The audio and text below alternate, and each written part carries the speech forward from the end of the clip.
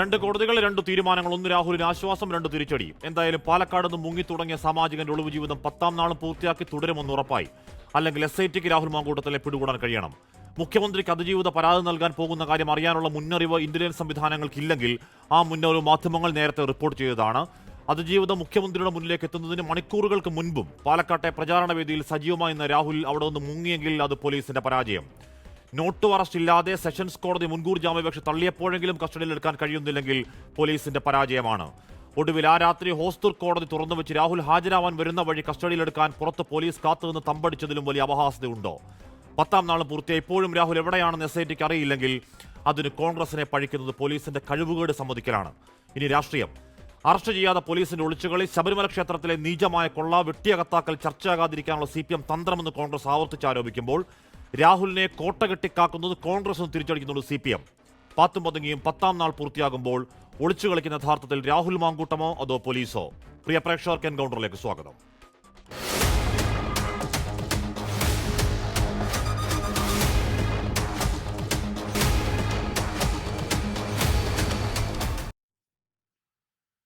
Shri D. Suresh Kumar, Shri Vasanth Cyriac, Shri MR Abhilash, Shri George Joseph, Shri N. Sreekumar എന്നിവർ. ചർച്ചയിൽ ആദ്യം ഞാൻ ശ്രീ വസന്തിലേക്ക്. ശ്രീ വസന്ത്, ഇന്നിപ്പോൾ നോട്ട് അറസ്റ്റ് വലിയ ആനക്കാര്യമാണെന്ന മട്ടിൽ ഇപ്പോഴും ചില രാഹുൽ അനുകൂലികൾ സോഷ്യൽ മീഡിയയിലൊക്കെ വലിയ ആഘോഷമാക്കുന്നുണ്ട്. പക്ഷേ അത് സ്വാഭാവിക നടപടി മാത്രമാണ്.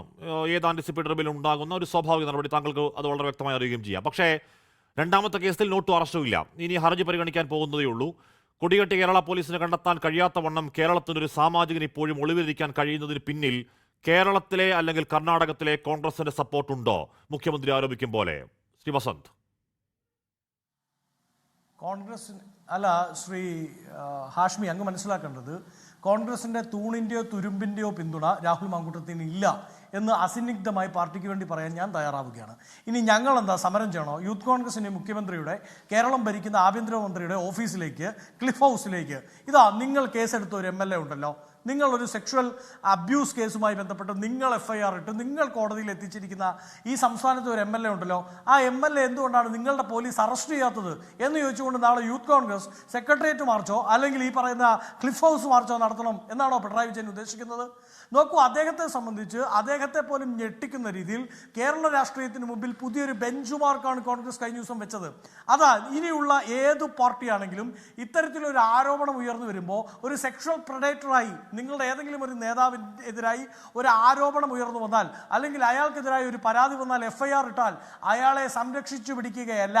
ഈ മറ്റേ സുനാമിയുടെ തീവ്രത അളക്കാൻ വേണ്ടി റിക്ടർ സ്കെയിലിൽ ഇത്രമാത്രമാണ് എന്ന് പറയാൻ വേണ്ടി തൂക്കുകട്ടയും എടുത്തുകൊണ്ട് ഇറങ്ങി പുറപ്പെടുകയല്ല വേണ്ടത്. മറിച്ച് അയാളെ മാറ്റി നിർത്തി അന്വേഷണം കഴിഞ്ഞ് അതിൽ അയാൾക്ക് എന്തെങ്കിലും പറയാനുണ്ടെങ്കിൽ പറഞ്ഞ് അതിൽ സത്യസന്ധത വെളിവാക്കുന്നതോടെ വരെ ഞങ്ങളുമായി നിങ്ങൾക്ക് യാതൊരു ബന്ധവും, ഞാൻ നേരത്തെ സൂചിപ്പിച്ച തൂണിന്റെയോ തുരുമ്പിന്റെയോ പോലും ബന്ധമില്ല എന്ന് പറഞ്ഞ് അകറ്റി നിർത്തുകയാണ് വേണ്ടത് എന്ന മാതൃക എന്ന് പറയുന്ന ബെഞ്ച് മാർക്ക് കേരള രാഷ്ട്രീയത്തിന് മുമ്പിൽ കോൺഗ്രസ് വെച്ചിട്ടുണ്ട്. അല്ല വസന്ത്, ഇത് കർണാടകയിലെ കാര്യം പറയുന്നത് മുഖ്യമന്ത്രിയാണ്, ആഭ്യന്തരമന്ത്രിയാണ്. സ്വാഭാവികം വെറുതെ ഒരു ഇൻഫർമേഷൻ ഇല്ലാതെ കർണാടകത്തിലെ കാര്യം മുഖ്യമന്ത്രി പറയുമോ? അല്ല, അങ്ങനെയാണെങ്കിൽ ഞാനൊരു കാര്യം ഹാഷ്മിയോട് ചോദിക്കട്ടെ. കേരള പോലീസ് സാധാരണ കർണാടകത്തിലേക്കോ തമിഴ്നാട്ടിലേക്കോ ഒരു പ്രതി രക്ഷപ്പെട്ടാൽ എന്താ ചെയ്യുക? ഒന്നെങ്കിൽ അത് സ്പെഷ്യൽ ഇൻവെസ്റ്റിഗേഷൻ ടീമാണെന്ന് കൂടി ഓർക്കണം കേട്ടോ. അവർ ആഭ്യന്തര വകുപ്പ് വഴി കർണാടകയിലെ ആഭ്യന്തര വകുപ്പിനെ ബന്ധപ്പെടും. ആ സ്ഥലത്തെ SP ആരാണോ അയാളെ ബന്ധപ്പെടും. അതിനുശേഷം അവിടുത്തെ ഫോഴ്സിന്റെ കൂടി സഹായം ആവശ്യപ്പെട്ടുകൊണ്ട് അല്ലെങ്കിൽ അവരുടെ കൂടെ പിന്തുണ ആർജിച്ചുകൊണ്ടാണ് മുമ്പോട്ട് പോവുക. ഈ വിഷയവുമായി ബന്ധപ്പെട്ട് ശരി, ഞാനെത്താം. ചെറിയ സാങ്കേതിക പ്രശ്നമുണ്ട്. ശ്രീ D. സുരേഷ് കുമാർ, ഇവിടെ മുകേഷ് MLA സ്ഥാനം രാജിവെക്കേണ്ടതില്ല എന്നതിന് ന്യായമായ MV ഗോവിന്ദൻ അന്ന് പറഞ്ഞത് MLA സ്ഥാനം രാജിവെച്ചാൽ കുറ്റമുക്തനായാൽ പിന്നെ തിരികെ MLA ആവാൻ നിയമവ്യവസ്ഥയില്ലെന്നാണ്. ആ ന്യായം കോൺഗ്രസ് പറഞ്ഞില്ല. രാഹുൽ മാങ്കൂട്ടത്തിൽ MLA സ്ഥാനം രാജിവെക്കണം എന്ന് തന്നെ കോൺഗ്രസ് നേതാക്കൾ പറയുകയാണ്. പരാതി വരും മുമ്പ് യൂത്ത് കോൺഗ്രസ് അധ്യക്ഷ സ്ഥാനത്ത് നിന്ന് പുറത്താക്കൽ, പാർലമെന്ററി പാർട്ടിയിൽ നിന്ന് പുറത്താക്കൽ, പരാതി വരുന്നതിന് ശേഷം പാർട്ടിയിൽ നിന്നേ പുറത്താക്കൽ നടപടികൾ കഴിഞ്ഞാണ് MLA സ്ഥാനം രാജിവെക്കാനുള്ള ആവശ്യം. ആ കോൺഗ്രസിനോട് ഇനി CPM-ന് അങ്ങനെ ചോദ്യങ്ങൾ ചോദിക്കാൻ കഴിയും? ശ്രീ സുരേഷ് കുമാർ, രാഹുലിനെ പിടികൂടാൻ കഴിയാത്ത കഴിവുകേടും കോൺഗ്രസിന്റെ കുറ്റമാക്കുന്നത് പരിഹാസ്യമല്ലേ? ഹാഷ്മി, നോക്കൂ, ഇവിടെ ബഹുമാനപ്പെട്ട കോൺഗ്രസിൻ്റെ പ്രതിനിധി അദ്ദേഹത്തിന് കിട്ടിയ അല്പസമയത്തിനുള്ളിൽ ചില കാര്യങ്ങളിലൂടെ സൂചിപ്പിച്ചു. കോൺഗ്രസിലെ തൂണിൻ്റെയും തുരുമ്പിൻ്റെയും പിന്തുണ ശ്രീ രാഹുലിന് ഇല്ല, രാഹുൽ മാങ്കൂട്ടത്തിന് ഇല്ല എന്നാണ് അദ്ദേഹം പ്രസ്താവിച്ചത്. ഞാൻ അതിലൊരു വരി കൂടെ ചേർത്ത് വെച്ച് പറയാനാണ് ആഗ്രഹിക്കുന്നത്. തൂണിൻ്റെയോ തുരുമ്പിൻ്റെയോ പിന്തുണയില്ല, മറിച്ച് ഉന്നതരായിട്ടുള്ള കോൺഗ്രസ് നേതാക്കന്മാരുടെ, അത് ദേശീയ സംസ്ഥാന നേതാക്കന്മാരുടെ പിന്തുണ അദ്ദേഹത്തിനുണ്ട്. അതുകൊണ്ടാണ് അദ്ദേഹത്തിന് ഇക്കാലം അത്രയും അദ്ദേഹം ഇപ്പോൾ വസന്ത് ശ്രീയക്കൻ, എനിക്ക് അദ്ദേഹത്തോട് ഒരു ചെറിയ ബഹുമാനമുണ്ട്. ഇന്നലെ വരെ വിത്ത് കൺസെൻറ്റിൻ്റെയും വിത്തൗട്ട് കൺസെൻറ്റിൻ്റെയും നിയമവശങ്ങൾ നൂലിഴ കയറി പരിശോധിച്ചുകൊണ്ടിരുന്ന വസന്ത് ശ്രീയക്കിനെ പോലുള്ള ആളുകൾ ഇന്നൊരു സെക്ഷൽ പ്രിഡക്ടറാണ് എന്ന് അദ്ദേഹത്തെക്കുറിച്ച് പറയാൻ അദ്ദേഹത്തിൻ്റെ നാവ് തയ്യാറായതിന് ഞാൻ അദ്ദേഹത്തെ അഭിനന്ദിക്കുകയാണ്. ഈ ഉന്നതരായിട്ടുള്ള നേതാക്കന്മാരുടെ പിന്തുണയിലാണ് അദ്ദേഹം വിശേഷിപ്പിച്ച ആ വാക്ക് ഞാൻ വീണ്ടും ആവർത്തിക്കുന്നില്ല. ആ ആള് ഇത്രയും കാലം ഈ സമൂഹത്തിൽ വിരാജിച്ചത് എന്നത് നമ്മൾ മനസ്സിലാക്കിക്കൊള്ളണം. കാരണം അവർ പേരിന് ആദ്യം പറഞ്ഞത് ഒരു നടപടിയുമില്ല, പിന്നീട് പറഞ്ഞത് KPCCയുടെ ഉന്നതനായിട്ടുള്ള നേതാവും ഐക്യജനാധിപത്യ മുന്നണിയുടെ സംസ്ഥാനത്തെ കൺവീനറുമായിട്ടുള്ള ശ്രീ അടൂർ പ്രകാശ് MP പറഞ്ഞത് ആർട്ടിഫിഷ്യൽ ഇൻ്റലിജൻസിൻ്റെ മായാജാലത്തിലാണ് ഈ ശബ്ദ കാര്യങ്ങളെല്ലാം തന്നെ, ഈ റെക്കോർഡിംഗ് എല്ലാം തന്നെ പുറത്ത് വന്നിട്ടുള്ളത് എന്നാണ് ഇദ്ദേഹത്തെ വെള്ളപൂശുന്നതിന് വേണ്ടി മാധ്യമങ്ങളുടെ മുന്നിൽ വന്നു നിന്ന് അടൂർ പ്രകാശിനെ പോലെ ഉന്നതനായൊരു കോൺഗ്രസ് നേതാവ് പറഞ്ഞത് എന്ന് നമ്മൾ സുരേഷ് കുമാർ നമ്മൾ ഒരുപാട് ചർച്ച ചെയ്തു. നിരവധിയായിട്ടുള്ള നേതാക്കന്മാർ നമ്മൾ ഒരുപാട് ചർച്ച ചെയ്തു. പക്ഷേ കോൺഗ്രസ് നടപടി സ്വീകരിച്ചു എന്ന് പറഞ്ഞാൽ പരാതി വരുന്നതിന് മുൻപ് തന്നെ ഇയാളെ യൂത്ത് കോൺഗ്രസ് അവരുടെ ഏറ്റവും പ്രധാനപ്പെട്ട യുവ നേതാവിന് യൂത്ത് കോൺഗ്രസ് സംസ്ഥാന അധ്യക്ഷ സ്ഥാനം പുറത്താക്കി എന്നുള്ളത് സത്യമല്ലേ? ആണ്. അത് പുറത്താക്കി. അന്ന് സസ്പെൻഷൻ ഉണ്ടായി, പരാതി വന്നു കേസായപ്പോഴേക്കും പ്രാഥമിക നടപടികളിൽ നിന്ന് പുറത്താക്കി. പിന്നെയും കോൺഗ്രസ് ഒന്നും ചെയ്തില്ല എന്ന് ആരോപിച്ചുകൊണ്ടിരിക്കൽ നിങ്ങൾക്ക് തിരിച്ചടിക്കുന്ന വാദമാവില്ലേ ശ്രീ സുരേഷ് കുമാർ? ചെയ്യേണ്ടത് ഇയാളെ പിടിച്ചാത്രലാണ്. 10 ദിവസമായി. താങ്കൾ നേരത്തെ പറഞ്ഞ പ്രഡേറ്ററിനെ പിടിച്ചാത്ര നമ്മുടെ പോലീസ് കഴിയുന്നില്ല. ഒരിക്കലുമില്ല. ഈ കാര്യങ്ങളെ സംബന്ധിച്ച് തെറ്റിദ്ധാരണ ഉണ്ടാക്കുന്ന വിധത്തിൽ, ജനങ്ങളെ പൊട്ടന്മാരാക്കുന്ന വിധത്തിൽ ചില കാര്യങ്ങൾ ഇവർ ചെയ്തു വെച്ചു. അത് രാഹുൽ മാങ്കൂട്ടത്തിന് കോൺഗ്രസിനകത്തുള്ള ഉപജാപക സംഘത്തിൻ്റെ അവരുടെ പിടി എത്രമാണ് എന്ന് കേരളത്തിലെ പൊതുജനം ബോധ്യപ്പെട്ടതാണ്. പേരിനൊരു സസ്പെൻഷൻ നടപടി സ്വീകരിക്കുകയും രാഹുൽ പാലക്കാട് വന്നിറങ്ങുമ്പോൾ ഈ പറയുന്ന ആളുകൾ തന്നെ കോൺഗ്രസിൻ്റെ ജില്ലാ നേതാക്കന്മാർ, ജില്ലാ സംസ്ഥാന നേതാക്കന്മാർ ഉൾപ്പെടെയുള്ള ആളുകൾ അദ്ദേഹത്തെ തോളിലേറ്റ് നൃത്തം ചെയ്യുന്ന കാഴ്ച കേരളത്തിൻ്റെ പൊതുസമൂഹം കണ്ടതാണ്. പാലക്കാട്ടെയും തിരുവനന്തപുരത്തെയും ഈ സംസ്ഥാനത്തെയും പ്രധാനപ്പെട്ട രാഹുൽ അനുയായികളെല്ലാം തദ്ദേശ സ്വയംഭരണ സ്ഥാപന ഇലക്ഷനിൽ സീറ്റ് നേടി തദ്ദേശ സ്വയംഭരണ ഇലക്ഷനിൽ മത്സരിക്കുന്നതിന്റെ മാറ്റുരക്കൽ നടന്നുകൊണ്ടിരിക്കുന്ന സന്ദർഭമാണ്. സുരേഷ് കുമാർ നമ്മൾ പോയ 6-7 ദിവസം അത് തന്നെ പറഞ്ഞുകൊണ്ടിരിക്കുകയാണ്. നമ്മൾ ഈ പോയ 6-7 ദിവസങ്ങൾ അത് തന്നെ പറഞ്ഞുകൊണ്ടിരിക്കുകയാണ്. ഇപ്പോഴുള്ള നിലവിലുള്ള വസ്തുത എന്താണ്? നിലവിലുള്ള വസ്തുത രാഹുൽ മാങ്കൂട്ടത്തിൽ മുഖ്യമന്ത്രിക്ക് പരാതി കൊടുക്കാൻ പോകുന്ന കാര്യം തലേദിവസം ഞങ്ങൾ റിപ്പോർട്ട് ചെയ്തതാണ്. ഇനി സംസ്ഥാന പോലീസിന്റെ IB സംവിധാനത്തിന് അത് അറിയാനുള്ള കഴിവില്ലെങ്കിൽ നമ്മൾ റിപ്പോർട്ട് ചെയ്തതാണ്. നമ്മൾ റിപ്പോർട്ട് ചെയ്യുമ്പോഴെങ്കിലും ആ വാർത്തയിൽ വിശ്വസിച്ച് രാഹുലിന് മേൽ കണ്ണുണ്ടാവണം. മുഖ്യമന്ത്രിക്ക് പരാതി കൊടുക്കാൻ ഈ പരാതിക്കാരി പെൺകുട്ടി അവിടെ മുഖ്യമന്ത്രിക്ക് മുന്നിൽ ഇരിക്കുമ്പോൾ രാഹുൽ മാങ്കൂട്ടത്തിൽ അവിടെ പാലക്കാട് പ്രചരണത്തിലാണ്. അവിടെ നിന്ന് രക്ഷപ്പെട്ടതടക്കം 10-ാം നാളും ഇയാളെ പിടികൂടാൻ കഴിയുന്നില്ലെങ്കിൽ അത് കോൺഗ്രസിന്റെ കുറ്റമാണെന്ന് പറയുന്നത് കേരള പോലീസിന് നാണക്കേടല്ലേ ശ്രീ സുരേഷ് കുമാർ? അല്ല, കേരള പോലീസ് ഒരു കുറ്റവാളിയെ ഇത്ര ദിവസത്തിനുള്ളിൽ അറസ്റ്റ് ചെയ്യണമെന്നതിനെ സംബന്ധിച്ച് ആ കേസും മറ്റു പ്രവർത്തനങ്ങളും കൂടെ നമ്മൾ ഇതിനകത്ത് ചേർത്ത് വെച്ച് വായിക്കേണ്ടതായിട്ട് വരും. അദ്ദേഹം ഇപ്പോൾ തൽക്കാലം, ആ വാക്കിന് അടിവര, താൽക്കാലികമായി രക്ഷപ്പെട്ടിരിക്കുകയാണ്. ആ രക്ഷപ്പെടൽ സ്ഥായിയല്ല. അത് നമ്മൾ മനസ്സിലാക്കണം. രാഹുൽ മാങ്കൂട്ടത്തിന് കഴിയില്ല. കാരണം ഇപ്പോൾ ഇല്ല സുരേഷ് കുമാർ, നോട്ട് അറസ്റ്റ് ഇന്നുണ്ടായതാണ് ഹൈക്കോടതിയിൽ. ഒരു കേസിൽ ഇന്നുണ്ടായതാണ്. ഞാൻ പറയുന്നത് മുൻകൂർ ജാമ്യാപേക്ഷ തള്ളി ദിവസങ്ങളായി. അവിടെ ഹോസ്റ്റൽ കോടതി തുറന്നുവിടാൻ പറഞ്ഞ് നിങ്ങളുടെ പോലീസ് കാത്തിരുന്നു. നമ്മുടെ പോലീസ് അവിടെ കാത്തു നിന്നു. എന്തിനാ? രാഹുൽ മാങ്കൂട്ടത്തിൽ പോലെ താങ്കൾ നേരത്തെ പറഞ്ഞ പ്രഡേറ്റർ അങ്ങോട്ടേക്ക് ഹാജരാകുമ്പോൾ ഒരു പിടികൂടാൻ. അത്ര കഴിവുകെട്ട സംവിധാനമാണോ ശ്രീ സുരേഷ് കുമാർ നമ്മുടെ സംവിധാനം? എന്തൊരു നാണക്കേടെന്ന് ആലോചിച്ച് നോക്കിയേ. അല്ല, ഒരു തിരുത്തുണ്ട്. ഞാൻ ഇന്നത്തെ ചർച്ചയിൽ സെക്ഷൽ പ്രൊഡക്ടർ എന്ന വാക്ക് ഞാൻ ആദ്യം ഉപയോഗിക്കുന്നതിന് മുമ്പേ ഉപയോഗിച്ചത് വസന്ത് സിറിയക്കാണ്. ഞാൻ അതിലാണ് അദ്ദേഹത്തെ അഭിനന്ദിച്ചത്. രണ്ടാമത്തെ കാര്യം എന്ന് പറയുന്നത് നോട്ട് ടു അറസ്റ്റ് എന്ന് ഒരു കേസിലാണ്, ആദ്യത്തെ കേസിലാണ് നോട്ട് ടു അറസ്റ്റ് ഉണ്ടായിട്ടുള്ളത്. ഞാൻ മനസ്സിലാക്കുന്ന നില വെച്ചാണെങ്കിൽ നോട്ട് ടു അറസ്റ്റ് രണ്ടാമത്തെ കേസിൽ ആൻറ്റിസിപ്പേറ്ററി ബെയിലിൻ്റെ വിസ്താര മധ്യേ അദ്ദേഹത്തിന് ലഭ്യമായിട്ടില്ല എന്നാണ് ഞാൻ മനസ്സിലാക്കുന്നത്. നമ്മൾ പറയേണ്ടുന്നൊരു കാര്യം പ്രധാനമായും അറസ്റ്റിനെ സംബന്ധിച്ചാണ്. അറസ്റ്റ് കൃത്യമായി ഒരു പ്രതി ഒരുപക്ഷെ താൽക്കാലികമായി അന്വേഷണത്തിൻ്റെ ചരടുകൾ പൊട്ടിച്ച് താൽക്കാലികമായി ഒരുപക്ഷെ കോൺഗ്രസിൻ്റെ ഉന്നതരായ നേതാക്കന്മാരുടെ പിന്തുണയോടുകൂടി കോൺഗ്രസ് ഭരിക്കുന്ന കർണാടകയിലെ കോൺഗ്രസ് നേതൃത്വത്തിൻ്റെ പിന്തുണയിൽ താൽക്കാലികമായി രക്ഷപ്പെട്ടെന്നിരിക്കാം. പക്ഷേ അത് സ്ഥായിയല്ല. തീർച്ചയായും ഈ കൊള്ളരുതാത്തവനെ നിയമത്തിന്റെ മുന്നിൽ കൊണ്ടുവരും, അറസ്റ്റ് ചെയ്ത് തന്നെ കൊണ്ടുവരും, ഈ ജനങ്ങളുടെ മുന്നിലേക്ക് അത് കൊണ്ടുവരുമെന്നുള്ള 10 ദിവസമായി കാത്തിരിക്കുകയാണ്. ഞാൻ പറയുന്നത് എന്റെ ചോദ്യത്തിന് മറുപടി പറഞ്ഞില്ല. ഇവിടെ മുഖ്യമന്ത്രിക്ക് എത്താൻ പോകുന്ന പരാതി എന്താണെന്ന് നമ്മൾ പറയാണ്, നമ്മൾ റിപ്പോർട്ട് ചെയ്യണം. മുഖ്യമന്ത്രിക്ക് മുന്നിൽ പെൺകുട്ടി പറയാൻ പോകുന്ന പരാതി നമ്മൾ റിപ്പോർട്ട് ചെയ്യാണ്. എന്തുകൊണ്ടാണ് പാലക്കാട് IB സംവിധാനമില്ലേ? അവരുടെ പണി എന്താണ്? വേറെ ഒരു കണ്ണെന്തുകൊണ്ടാണ് ആ MLA ക്ക് മുകളിൽ വെക്കാത്തത്? എങ്ങനെയാണ് അയാൾക്ക് ഈ പറഞ്ഞ പോലീസിന്റെ കണ്ണ് വിട്ടിച്ച് ഈ പറഞ്ഞ വഴിയൊക്കെ പൊള്ളാച്ചിയോ കർണാടകയോ ഹൊക്കനഹള്ളിയോ ഏതാണ്ട് കെമ്പഗൌഡയോ അങ്ങോട്ടേക്ക് പോകാൻ പറ്റുന്നത് എങ്ങനെയാണ്? സുരേഷ് കുമാർ, നിങ്ങൾ നോക്കൂ, നമ്മൾ ഈ ഇപ്പോൾ ചർച്ച ചെയ്തുകൊണ്ടിരിക്കുന്ന MLA എന്ന് പറയുന്നത് ഇന്ത്യയിലെ ഏറ്റവും പ്രധാനപ്പെട്ട അനിവാര്യമായൊരു രാഷ്ട്രീയ പ്രസ്ഥാനത്തിൻ്റെ യൂത്ത് കോൺഗ്രസിൻ അതിൻ്റെ യുവജന സംഘടനയായിട്ടുള്ള യൂത്ത് കോൺഗ്രസിൻ്റെ സംസ്ഥാന പ്രസിഡന്റും പാലക്കാട് നിന്നുള്ള MLA-യുമാണ്. പിന്നെ ഈ പറയുന്ന റിപ്പോർട്ടുകളുടെ അടിസ്ഥാനത്തിൽ മാത്രം അദ്ദേഹത്തെ കരുതലിലേക്കാനോ തടങ്കലിൽ പാർപ്പിക്കാനോ ഒന്നുമുള്ള നിർവാഹം ആ സമയത്തുണ്ടായിരുന്നില്ല. തീർച്ചയായിട്ടും അല്ല സുരേഷ് കുമാർ, സാധാരണഗതിയിൽ എങ്ങനെയാണ്? സാധാരണഗതിയിൽ ഒരു മുൻകൂർ ജാമ്യാപേക്ഷ പരിഗണിക്കുകയാണെങ്കിൽ, തള്ളുകയാണെങ്കിൽ ഈ പ്രതി പോലീസിന്റെ കൺവട്ടത്തുണ്ട്, ഉണ്ടാവണം. അതിനാണ് IB സംവിധാനം എന്നൊക്കെ പറയുന്നത്. ഇവിടെ മുഖ്യമന്ത്രിക്ക് മുന്നിലേക്ക് പരാതിക്കാരി ഗൗരവമായ പരാതിയുമായി എത്താൻ പോകുന്ന നാടിന് മൊത്തം അറിയാം. IB സംവിധാനങ്ങൾക്ക് എന്തായാലും അറിയണം, ഇല്ലെന്നുണ്ടെങ്കിൽ IB സംവിധാനം പിരിച്ചു വിടണം. അങ്ങനെ എത്തുമെന്ന് വളരെ പകൽ പോലെ അറിഞ്ഞിട്ടും പകൽവട്ടത്ത് നിന്ന് ഒരു MLA മുങ്ങുക, അത് ആരുടെ കഴിവുകളാണ് സുരേഷ്? അത് കോൺഗ്രസിന്റെ കഴിവുകളാണോ?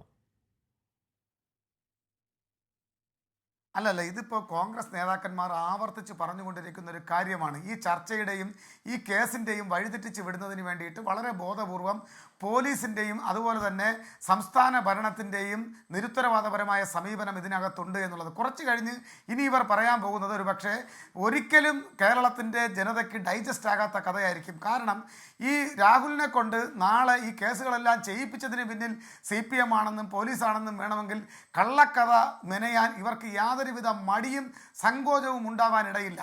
നമ്മൾ മനസ്സിലാക്കേണ്ടതൊരു കാര്യം, ഈ ചില ഗൂഢാലോചനയുടെ ഏറ്റവും മൂർത്തിമത് ഭാവത്തിലുള്ള ചില സിനിമകളെ അനുസ്മരിപ്പിക്കുന്ന വിധത്തിൽ ഒരിക്കലും ക്യാമറ കണ്ണൊപ്പിയെടുക്കാത്ത വിധം ഈ കേസ് കൊടുക്കപ്പെട്ടു എന്ന് അറിഞ്ഞ ആ നിമിഷത്തിൽ രാഹുൽ മാങ്കൂട്ടത്തിൽ ഇന്നലെ വരെ പറഞ്ഞ കാര്യം നമുക്കറിയാമല്ലോ. എനിക്ക് സുരേഷ് കുമാർ ഉണ്ടാകില്ല. അങ്ങനെ താങ്കൾ തന്നെ പറഞ്ഞതുപോലെ, താങ്കൾ പറഞ്ഞ പോലെയല്ല, അയാൾ ഒരു പ്രഡേറ്ററാണ് എന്ന് പറഞ്ഞാൽ ഒരു ഹാബിച്വൽ ഒഫൻഡറാണ്. രണ്ടാമത്തെ പരാതി പറഞ്ഞാൽ അതിഗുരുതരമായ പരാതിയാണ്. മനസാക്ഷിയുള്ള ആര് വായിച്ചാലും സങ്കടപ്പെട്ടു പോകുന്ന അതിഗുരുതരമായ പരാതിയാണ്. അങ്ങനെ ഒരു പ്രഡേറ്ററായ ഒരാൾ മുഖ്യമന്ത്രിക്ക് മുന്നിലേക്ക് പരാതിയുമായി ആ പെൺകുട്ടി എത്തുമ്പോഴേക്കും പോലീസിന് പിടികൂടാൻ കഴിയാതെ മുങ്ങി ഏതോ നാടുകളിൽ പോയി 10 ദിവസം ഒളിച്ചിരിക്കുന്നെങ്കിൽ അത് ആരുടെ പരാജയമാണെന്ന് ചോദിക്കുന്നേ സുരേഷ് കുമാർ? അല്ലല്ല, തിരുവനന്തപുരത്ത് ഈ പരാതി കൊടുക്കുന്ന സന്ദർഭത്തിൽ രാഹുൽ മാങ്കൂട്ടത്തിൽ പാലക്കാടാണ്. അദ്ദേഹത്തിൻ്റെ കോൺസ്റ്റിറ്റ്യുവൻസിയിൽ തെരഞ്ഞെടുപ്പ് പ്രവർത്തനവുമായി ബന്ധപ്പെട്ട് റീൽസ് നമുക്കറിയാം. അതിലൊരു വരി എനിക്ക് പറയാൻ എന്നെ അനുവദിക്കണം. വളരെ ഉത്തരവാദിത്വമുള്ള സമൂഹത്തിന് നന്മ മാത്രം പ്രതീക്ഷിക്കുന്ന പ്രധാനപ്പെട്ട സിനിമാ താരങ്ങൾ, അതും വനിതാ സിനിമാ താരങ്ങളുടെ തോളിൽ കൈയിട്ടുകൊണ്ട് റീൽസ് എടുക്കുന്ന തിരക്കിലായിരുന്നു അദ്ദേഹം. അപ്പോൾ സ്വാഭാവികമായും പോലീസ് ഇക്കാര്യത്തിൽ വളരെ ശ്രദ്ധയോടുകൂടി തന്നെയാണ് നീങ്ങിയത്. എന്നാൽ പോലീസിന്റെ ക്യാമറ കണ്ണ് വെട്ടിച്ചുകൊണ്ട് നമ്മളെ നിരത്തിലുള്ള ഒരു പോലീസിന്റെ കണ്ണില്ലെങ്കിൽ അയാൾ അപ്പം തന്നെ പിടികൂടാനുള്ള സംവിധാനം നമുക്കില്ലെങ്കിൽ നമ്മുടെ പോലീസ് എന്ത് പോലീസാണ്? ഞാൻ അങ്ങനെയൊക്കെ എത്താം സുരേഷ് കുമാർ. ശ്രീ വസന്ത്, താങ്കൾ പറഞ്ഞു വന്നത് ഒരു സാങ്കേതിക പ്രശ്നം ഉണ്ടായി. അല്ല ഹാഷ്മി, ഒരു കാര്യം കൂടെ, അദ്ദേഹം രക്ഷപ്പെട്ട ഒരു രീതിയുണ്ട്. അതെന്ന് പറയുന്നത് നമുക്കറിയാം, കാറുകൾ പലതും മാറിക്കയറി വല്ലാത്ത നിലയിൽ ഒരു അധോലോക സംഘത്തെ അനുസ്മരിപ്പിക്കില്ല. നമ്മുടെ പോലീസിനെ അണ്ടർസ്റ്റുഡ് ചെയ്യരുത്. ആ രക്ഷപ്പെടൽ സ്ഥായിയല്ല. നമ്മുടെ പോലീസിനെ അണ്ടർസ്റ്റുഡ് ചെയ്യരുത്. നമ്മുടെ പോലീസിനെയും പോലീസിന്റെ കഴിവിനെയും അണ്ടർസ്റ്റുഡ് ചെയ്യരുത്. 10 വണ്ടി മാറി കയറി പിടികൂടാൻ കഴിയാത്തവരാണ് നമ്മുടെ പോലീസ്. നമ്മൾ ആൾക്കാരെ പിടികൂടിയിട്ടില്ലേ? ഇത് നേരെ തിരിച്ചു പറയാൻ ദിവസങ്ങൾക്കുള്ളിൽ 10 വണ്ടി മാറി കയറി പ്രതികളെ നമ്മൾ പിടികൂടിയിട്ടില്ലേ നമ്മുടെ പോലീസ്? കേരള പോലീസിന്റെ സൂക്ഷ്മമായിട്ടുള്ള, തീർച്ചയായും അതുകൊണ്ടാണ് ഞാൻ പറഞ്ഞത്, ഈ കേസിലും നമ്മളുടെ അഭിപ്രായം വ്യത്യസ്തമായിരിക്കും. ഇതിൽ നിന്നും വ്യത്യസ്തമായൊരു അഭിപ്രായം കേരള പോലീസിനെ സംബന്ധിച്ച്, കേരളത്തിൻ്റെ ആഭ്യന്തര വകുപ്പിനെ സംബന്ധിച്ച്, കേരളത്തിലെ സർക്കാരിനെ സംബന്ധിച്ച് നാം എല്ലാവരും പറയുന്ന, അഭിനന്ദിച്ച് വാക്കുകൾ പറയുന്ന ഒരു ദിനം അധികം താമസിയാതെ വന്നു ചേരുമെന്നാണ് ഞാൻ പ്രതീക്ഷിക്കുന്നത്. പോലീസിനെ വിമർശിക്കുന്നതിൽ കഴമ്പുണ്ട്, ആ വിമർശനം ഞാൻ ഉൾക്കൊള്ളുകയാണ്. പക്ഷേ ഈ വിമർശനം അധിക ദിവസം നീണ്ടു നിൽക്കില്ല. ഓക്കെ, ഞാൻ പോലീസിനെ വിമർശിച്ചതേ ഉള്ളൂ, അത് കഴമ്പുണ്ടെന്ന് സംബന്ധിച്ചിൽ താങ്ക് യു. ശ്രീ വസന്ത, ഇവിടെ നോക്കൂ, സുരേഷ് കുമാർ പറഞ്ഞുള്ളതാണ്. രാഹുൽ മാങ്കൂട്ടത്തിൽ ചെറിയ മീനല്ല. യൂത്ത് കോൺഗ്രസ് പോലെ രാജ്യത്തെ ഏറ്റവും പ്രധാനപ്പെട്ട യുവജന സംഘടനയുടെ കേരളത്തിലെ സംസ്ഥാന അധ്യക്ഷനായിരുന്ന ആളാണ്. പാലക്കാട് MLA ആയിരുന്ന ആളാണ്. വലിയ ബന്ധങ്ങളുള്ളായിരുന്ന ആളാണ്. വലിയ ബന്ധങ്ങളിൽ വലിയ ശക്തികൾ ഒളിപ്പിക്കാൻ തീരുമാനിച്ചാൽ കേരള പോലീസ് എന്ത് ചെയ്യാൻ കഴിയും? അവിടെ ക്ഷേത്രങ്ങൾ ഒളിപ്പിക്കാനുള്ള ഒളിച്ചുകളിയാണ് എന്നാരോപിക്കുന്നത് ശരിയാണോ വസന്ത്? അല്ല ഹാഷ്മി, എനിക്ക് സന്തോഷമുണ്ട്. അദ്ദേഹത്തിന് സന്തോഷമുള്ള പോലെ തന്നെ എനിക്കും സന്തോഷമുണ്ട്. സ്വർണ്ണക്കൊള്ള ചർച്ച ചെയ്തിരുന്ന കഴിഞ്ഞ ദിവസങ്ങളിൽ നിങ്ങളുടെ അടക്കം ചാനലുകളിലും മറ്റു ചാനലുകളിലും ഈ ആമ തോടിൻ്റെ ഉള്ളിലേക്ക് തലവലിക്കുന്നത് പോലെ തലവലിച്ച CPM പ്രതിനിധികൾ ഇന്ന് ആ ആമത്തോടിന് വെളിയിലേക്ക് തലയിട്ടല്ലോ. അപ്പോൾ വലിയ സന്തോഷമുണ്ട്. ആമത്തോടിന് വെളിയിലേക്ക് തലയിട്ട് CPM പ്രതിനിധികൾ ചർച്ചയ്ക്ക് വരാൻ തീരുമാനിച്ചതിനെ ഞാൻ സ്വാഗതം ചെയ്യുകയാണ്. അദ്ദേഹത്തെ അടക്കം ഞാൻ ഈ ചർച്ചയിലേക്ക് എൻ്റെ ഹൃദയംഗമമായ സ്നേഹവും സന്തോഷവും ഞാൻ അറിയിക്കുകയാണ്. ഇനി ഞാൻ നേരത്തെ പറഞ്ഞൊരു കാര്യത്തിൽ അദ്ദേഹം കടന്നു തൂങ്ങി. ഏത് തൂണിൻ്റെയും തുരുമ്പിൻ്റെയും പിന്തുണ ആർക്കില്ല? രാഹുൽ മാങ്കൂട്ടത്തിന്, കോൺഗ്രസിൻ്റെ ഇല്ല. ഹാഷ്മി നോക്കൂ, ഈ വിഷയത്തിൽ 10ാം ദിനവും അറസ്റ്റ് ചെയ്യാൻ പറ്റാതെ വരുമ്പോൾ കേരള പൊതുമനസാക്ഷി മനസ്സിലാക്കുന്നത് തൂണിൻ്റെയും തുരുമ്പിൻ്റെയും പിന്തുണ കോൺഗ്രസ് രാഹുലിന് കൊടുക്കുന്നില്ല എന്നതുപോലെ തന്നെ ചുക്കിൻ്റെയോ ചുണ്ണാമ്പിൻ്റെയോ ഗുണം ഈ സംസ്ഥാനത്തെ ആഭ്യന്തര വകുപ്പിനെ കൊണ്ടോ അതിൻ്റെ മന്ത്രിയെ കൊണ്ടോ ഇല്ല എന്നുള്ളതാണ്. രാഹുൽ മാങ്കൂട്ടം വിഷയം ഇന്നോ ഇന്നലെയോ പെട്ടെന്ന് ഉദിച്ചു വന്നതാണോ? ഇപ്പം അങ്ങ് സൂചിപ്പിച്ചു, ഇത് പരാതിക്കാരി വന്ന സമയത്ത് തൊട്ട് പരാതിക്കാരിയുടെ പരാതിയുടെ കണ്ടന്റ് ബ്രീഫ് തന്നെ നിങ്ങൾ റിപ്പോർട്ട് ചെയ്യുകയാണ്. പക്ഷെ അതിനൊക്കെ മുമ്പ് 3 മാസം മുമ്പ് തന്നെ ഈ വിഷയം പൊതുസമൂഹത്തിന്റെ മുമ്പിൽ നിൽക്കുകയാണ്. പോലീസിനെ സംബന്ധിച്ച് അതിൻ്റെ ഇന്റലിജൻസ് വളരെ കൃത്യമായി വീക്ഷിക്കുകയാണ് എന്നാണ് CPM നേതൃത്വം പറഞ്ഞിരുന്നത്. എന്നിട്ട് പോലും ആ വളരെ കേരളത്തിന് പോപ്പുലറൈസ്ഡ് ആയ, കേരളത്തിന് മാത്രമല്ല മറ്റ് സംസ്ഥാനങ്ങളിലും മുഖപരിചിതമുള്ള ഒരു നേതാവിനെ അറസ്റ്റ് ചെയ്യണമെന്ന് വിചാരിച്ചിട്ട് അറസ്റ്റ് ചെയ്യാൻ ഇവർക്ക് സാധിക്കുന്നില്ല. എന്താ കഴിഞ്ഞ ദിവസം പിണറായി വിജയൻ പറഞ്ഞത്? മുൻകൂർ ജാമ്യത്തിൽ നമ്മൾ ചെറിയൊരു കാലതാമസമൊക്കെ വെക്കാറുണ്ട്, കോടതി പരിഗണിക്കട്ടെ എന്നതുവരെ നമ്മൾ കാത്തു നിൽക്കുമെന്നാണ്. പക്ഷെ അതാണോ ചരിത്രം? അല്ല. കോടതി വളപ്പ് തുടങ്ങുന്നതിൻ്റെ തൊട്ടുപുറകിൽ ഓടിച്ചിട്ട് അറസ്റ്റ് ചെയ്ത ചരിത്രങ്ങൾ ഇവിടെ ഇല്ലേ? PDPP അടക്കമുള്ള കേസുകളിൽ പ്രതിയേർക്കപ്പെട്ട എറണാകുളം DCC പ്രസിഡന്റ് ഷിയാസിനെ കോടതി വളപ്പിൽ വെച്ച് പോലീസ് കൈകാര്യം ചെയ്യാൻ നോക്കിയത് നമ്മൾ കണ്ടതല്ലേ? അതെന്താ കോടതി പരിഗണിക്കട്ടെ എന്ന് വെച്ച് കാത്തു നിന്നോ? ഇല്ലല്ലോ. PDPP പോലെ ഞങ്ങളടക്കം പങ്കെടുക്കുന്ന പൊതുസമരങ്ങളിൽ പങ്കെടുക്കുന്നവരെ പോലും കോടതിയുടെ മുമ്പിലേക്ക് എത്തുന്നതിന് മുമ്പ് വളഞ്ഞിട്ട് ആക്രമിച്ച് അറസ്റ്റ് ചെയ്യാൻ ജിജ്ഞാസ കാണിക്കുന്ന താല്പര്യപ്പെടുന്ന പോലീസ് എന്തിനാണ് കാത്തിരിക്കുന്നത്? അതോ ഇനി ഇലക്ഷന്റെ തലേ ദിവസം അറസ്റ്റ് ചെയ്തൊരു നാടകം നടത്തി ഈ പറയുന്ന ഇലക്ഷൻ അജണ്ടകളെ മുഴുവൻ, പ്രൊപ്പഗണ്ടകളെ മുഴുവൻ അവിടേക്ക് കൊണ്ടുപോകാനുള്ള CPMന്റെ നിർദ്ദേശം, CPMന്റെ പൊളിറ്റിക്കൽ അജണ്ട അത് നടപ്പിലാക്കുകയാണ് പോലീസ് എന്നത് പ്രധാനപ്പെട്ട ചോദ്യമല്ലേ? 10 ദിവസമായി സ്ത്രീ സംരക്ഷകരാണ് എന്ന് നമുക്ക് ചോദിക്കാം. ഞാൻ അങ്ങനെ എത്താം. സ്ത്രീ സംരക്ഷകരാണ് തങ്ങൾ എന്ന് പറയുന്ന അഭിലാഷ്, ഇവിടെ നോട്ട് അറസ്റ്റ് എന്ന് പറയുന്നത് ഇന്ന് രാവിലെ ഹൈക്കോടതിയിൽ നിന്നുണ്ടായി. അത് അങ്ങേയറ്റം സ്വാഭാവികമായ നടപടിയാണോ? എല്ലാ ആന്റിസിപ്പേറ്ററിയിലും നോട്ട് അറസ്റ്റ് അങ്ങനെ കാണാറുണ്ട്. ഇപ്പോൾ ഇന്ന് തന്നെ ഉച്ച കഴിയുമ്പോഴേക്കും സെഷൻസിലേക്ക് രണ്ടാമത്തെ കേസ് പറഞ്ഞാൽ ആദ്യ കേസിനേക്കാൾ 10 മടങ്ങ് ഗ്രാവിറ്റിയുള്ള അതിഗുരുതരമായ ഒരു കേസാണ്. പക്ഷേ ആ വാദത്തിനിടയിൽ നോട്ട് അറസ്റ്റ് ചോദിച്ചു, പക്ഷെ കൊടുത്തിട്ടില്ല. അഭിലാഷ്,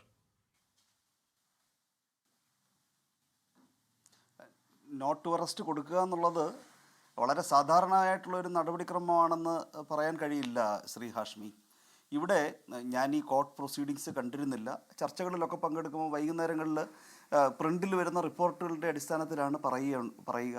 ഇപ്പോൾ ലൈവ് ലോ എന്ന് പറയുന്നത് വളരെ ക്രെഡിബിളായിട്ടുള്ളൊരു ലോ പോർട്ടലാണ്. അതിനകത്ത് മസാലകളൊന്നുമില്ലാതെ വളരെ ഒബ്ജക്റ്റീവായിട്ടാണ് അവർ റിപ്പോർട്ട് ചെയ്യുന്നത്. അപ്പോൾ ലൈവ് ലോയിൽ ഇതിൻ്റെ റിപ്പോർട്ട് വന്നിട്ടുണ്ട്. അപ്പോൾ മനസ്സിലാക്കാൻ കഴിയുന്നത് സാങ്കേതികമായിട്ട് ജഡ്ജ് കൊടുത്തതല്ല ഈ നോട്ട് അറസ്റ്റ്. അദ്ദേഹത്തിൻ്റെ മൈൻഡ് അവിടെ അപ്ലൈ ചെയ്തിട്ടുണ്ട് എന്ന് മാത്രമല്ല, ഓറലി ഒബ്സർവ് ചെയ്തിരിക്കുന്നു എന്ന് ലൈവ് ലോയിൽ റിപ്പോർട്ട് ചെയ്തിരിക്കുന്നത് പ്രകാരം ഉഭയസമ്മത പ്രകാരമുള്ള ഒരു ബന്ധമാണ് എന്ന് ജഡ്ജ് നോട്ട് ചെയ്തിട്ടുണ്ട്. അപ്പോൾ അത് നോട്ട് ചെയ്തതിൻ്റെ അടിസ്ഥാനത്തിൽ ഈ ബെഞ്ചിൽ തന്നെ വരുന്ന കേസുകളിൽ എല്ലാത്തിലും ഒന്നും നോട്ട് അറസ്റ്റ് ഇത്തരത്തിൽ നിർദ്ദേശം കൊടുക്കാറില്ല, ചില കേസുകളിൽ കൊടുക്കാറുണ്ട്. അപ്പോൾ ഈ ഉഭയസമ്മത പ്രകാരമുള്ള ഒരു ബന്ധമായിരുന്നു എന്നത് അഡ്മിറ്റ് ചെയ്യപ്പെട്ടിട്ടുണ്ട് എന്നൊരു ഒബ്സർവേഷൻ ഇവിടെ വന്നിട്ടുണ്ട്. പക്ഷേ അറ്റ് ദ സെയിം ടൈം ഇതിനകത്ത് ഈ നിർബന്ധിച്ച് ഗർഭഛിദ്രം നടത്തിയതും ആയിട്ടുള്ള വിഷയം, അതായത് തിരുവനന്തപുരം സെഷൻസ് കോടതി പരിഗണിച്ചു വളരെ ഗൗരവമെന്ന് കരുതിയ ഈ ഗർഭഛിദ്രം നിർബന്ധിച്ച് നടത്തി എന്നുള്ള ഒരു ജീവൻ ഏത് സ്റ്റേജിലാണെങ്കിലും നഷ്ടപ്പെട്ടു എന്നുള്ള ആ ഒരു ഗൗരവം അതിവിടെ ഹൈക്കോടതി പരിഗണിച്ചിട്ടില്ല എന്നാണ് മനസ്സിലാക്കാൻ കഴിയുന്നത്. ഓറലി നടത്തിയ ഒബ്സർവേഷനിൽ ഈ തിരുവനന്തപുരത്തെ സെഷൻസ് കോടതി ജാമ്യാപേക്ഷ തള്ളുവാൻ കണ്ടെത്തിയ വലിയൊരു കാരണമായിട്ടുള്ള നിർബന്ധിച്ചിട്ടുള്ള ഗർഭഛിദ്രം അതിവിടെ പരിഗണിക്കപ്പെട്ടിട്ടില്ല. കൺസെൻഷ്വൽ റിലേഷൻ ആയിരുന്നു എന്നുള്ളത് അവിടെ പരിഗണിക്കപ്പെട്ടിട്ടുണ്ട്. അതുകൊണ്ട് ബഹുമാനപ്പെട്ട ന്യായാധിപൻ്റെ മൈൻഡ് അവിടെ അപ്ലൈ ചെയ്തിട്ടുണ്ട്. എത്രത്തോളം അപ്ലൈ ചെയ്തിട്ടുണ്ട് എന്നുള്ളത് നമുക്ക് പറയാൻ കഴിയില്ല. അതൊക്കെ തന്നെ ഒരു വിവേചനാധികാരത്തിൻ്റെ പരിധിയിൽ പെടുന്നത് കൊണ്ട്. അപ്പോൾ താങ്കളുടെ ചോദ്യത്തിന് വ്യക്തമായിട്ട് ഉത്തരം പറയുകയാണെങ്കിൽ എല്ലാ കേസും അങ്ങനെ നോട്ട് അറസ്റ്റ് അങ്ങനെ നിർദ്ദേശിക്കാറില്ല. ഇതിനകത്ത് നിർദ്ദേശിച്ചിട്ടുണ്ട്. ഇനിയിപ്പോൾ ഹിയറിംഗ് നടന്നതിന് ശേഷം മാത്രം 15 എന്ന് പറയുമ്പോൾ തന്നെ ഒരു നല്ലൊരു ഹാൻഡിലാണ് കൊടുത്തിരിക്കുന്നത്. കുറ്റാരോപിതനെ സംബന്ധിച്ചിടത്തോളം കുറച്ചധികം ദിവസങ്ങളുണ്ട് അന്വേഷണം പുരോഗമിക്കുന്നതിന്. അദ്ദേഹം പുറത്തുള്ളത് തടസ്സമാണോ ഇല്ലയോ എന്നൊക്കെ ഉള്ളത് അത് സ്റ്റേറ്റാണ് അത് പറയേണ്ടതായിട്ടുള്ളത്. ചെമ്മാറാബുൽ ഒറ്റ ചോദ്യം കൂടി, അങ്ങത് പറഞ്ഞത് കാരണം ഈ നമ്മുടെ ഈ സെഷൻസ് കോടതിയുടെ രാഹുൽ മാങ്കൂട്ടത്തിൻ്റെ മുൻകൂർ ജാമ്യാപേക്ഷ തള്ളിക്കൊണ്ടിറങ്ങിയ ഉത്തരവിൽ കോടതി നമ്മൾ ഈ ഇതുമായി ബന്ധപ്പെട്ട് ആദ്യ ചർച്ചയിലിരിക്കുമ്പോൾ ഈ അങ്ങ് ഡിലേഡ് എഫ്ഐആറിൻ്റെ കാര്യം പറയുന്നുണ്ടായിരുന്നു. കോടതി ഈ ഡിലേഡ് എഫ്ഐആർ മുഖവിലക്കെടുക്കുന്നുണ്ട്. അത് പറയുന്നത് apparently there is delayed in lodging this complaint against the petitioner, and it is submitted that the present complaint is lodged in view of political motivation. It is seen from the statement given by the de facto complainant that when as against her consent the voice clip shared by the de facto complainant with her friend was aired, there was tarnishing remarks from various corners and her parents were almost on verge of committing suicide, and then only she came forward to give a complaint. ഈ അതിജീവിതയുടെ 164 മൊഴിയെ ആധാരമാക്കി sessions കോടതി മുൻകൂർ ജാമ്യവിധി എഴുതി വച്ചിരിക്കുന്നത്. അതായത് ഈ പറയുന്ന വോയിസ് ക്ലിപ്പ് യഥാർത്ഥത്തിൽ അത് പുറത്തുവിടാൻ ഈ പരാതിക്കാർ തയ്യാറായിരുന്നില്ലെന്നും അതൊരു സുഹൃത്തിനെ ഏൽപ്പിച്ചതാണെന്നും അതിൻ്റെ അനുവാദമില്ലാതെ ഏറിയതിനെ തുടർന്നാണ് കംപ്ലയിൻറ്റിലേക്ക് പോയത് എന്നും 164 മൊഴിയിൽ പറയുന്ന കാര്യം ഈ സെഷൻസ് കോടതി ഉത്തരവിൽ എഴുതുന്നുണ്ട്. ഷെമാർ അഭിലാഷ്, അത് ഈ കേസിന് ഏത് രീതിയിലാകും ബാധിക്കുക, സ്വാധീനിക്കുക? പരാതി കൊടുക്കുന്നതിൽ കാലവിളംബം ഉണ്ടാകുക എന്ന് പറയുന്നത് അത് വളരെ ഗൗരവകരമായിട്ടുള്ള കാര്യമാണ്. അത് കാലവിളംബം ഉണ്ടായി എന്നതുകൊണ്ടൊരു കുറ്റാരോപിതൻ കുറ്റവിമുക്തനാകുന്നില്ല.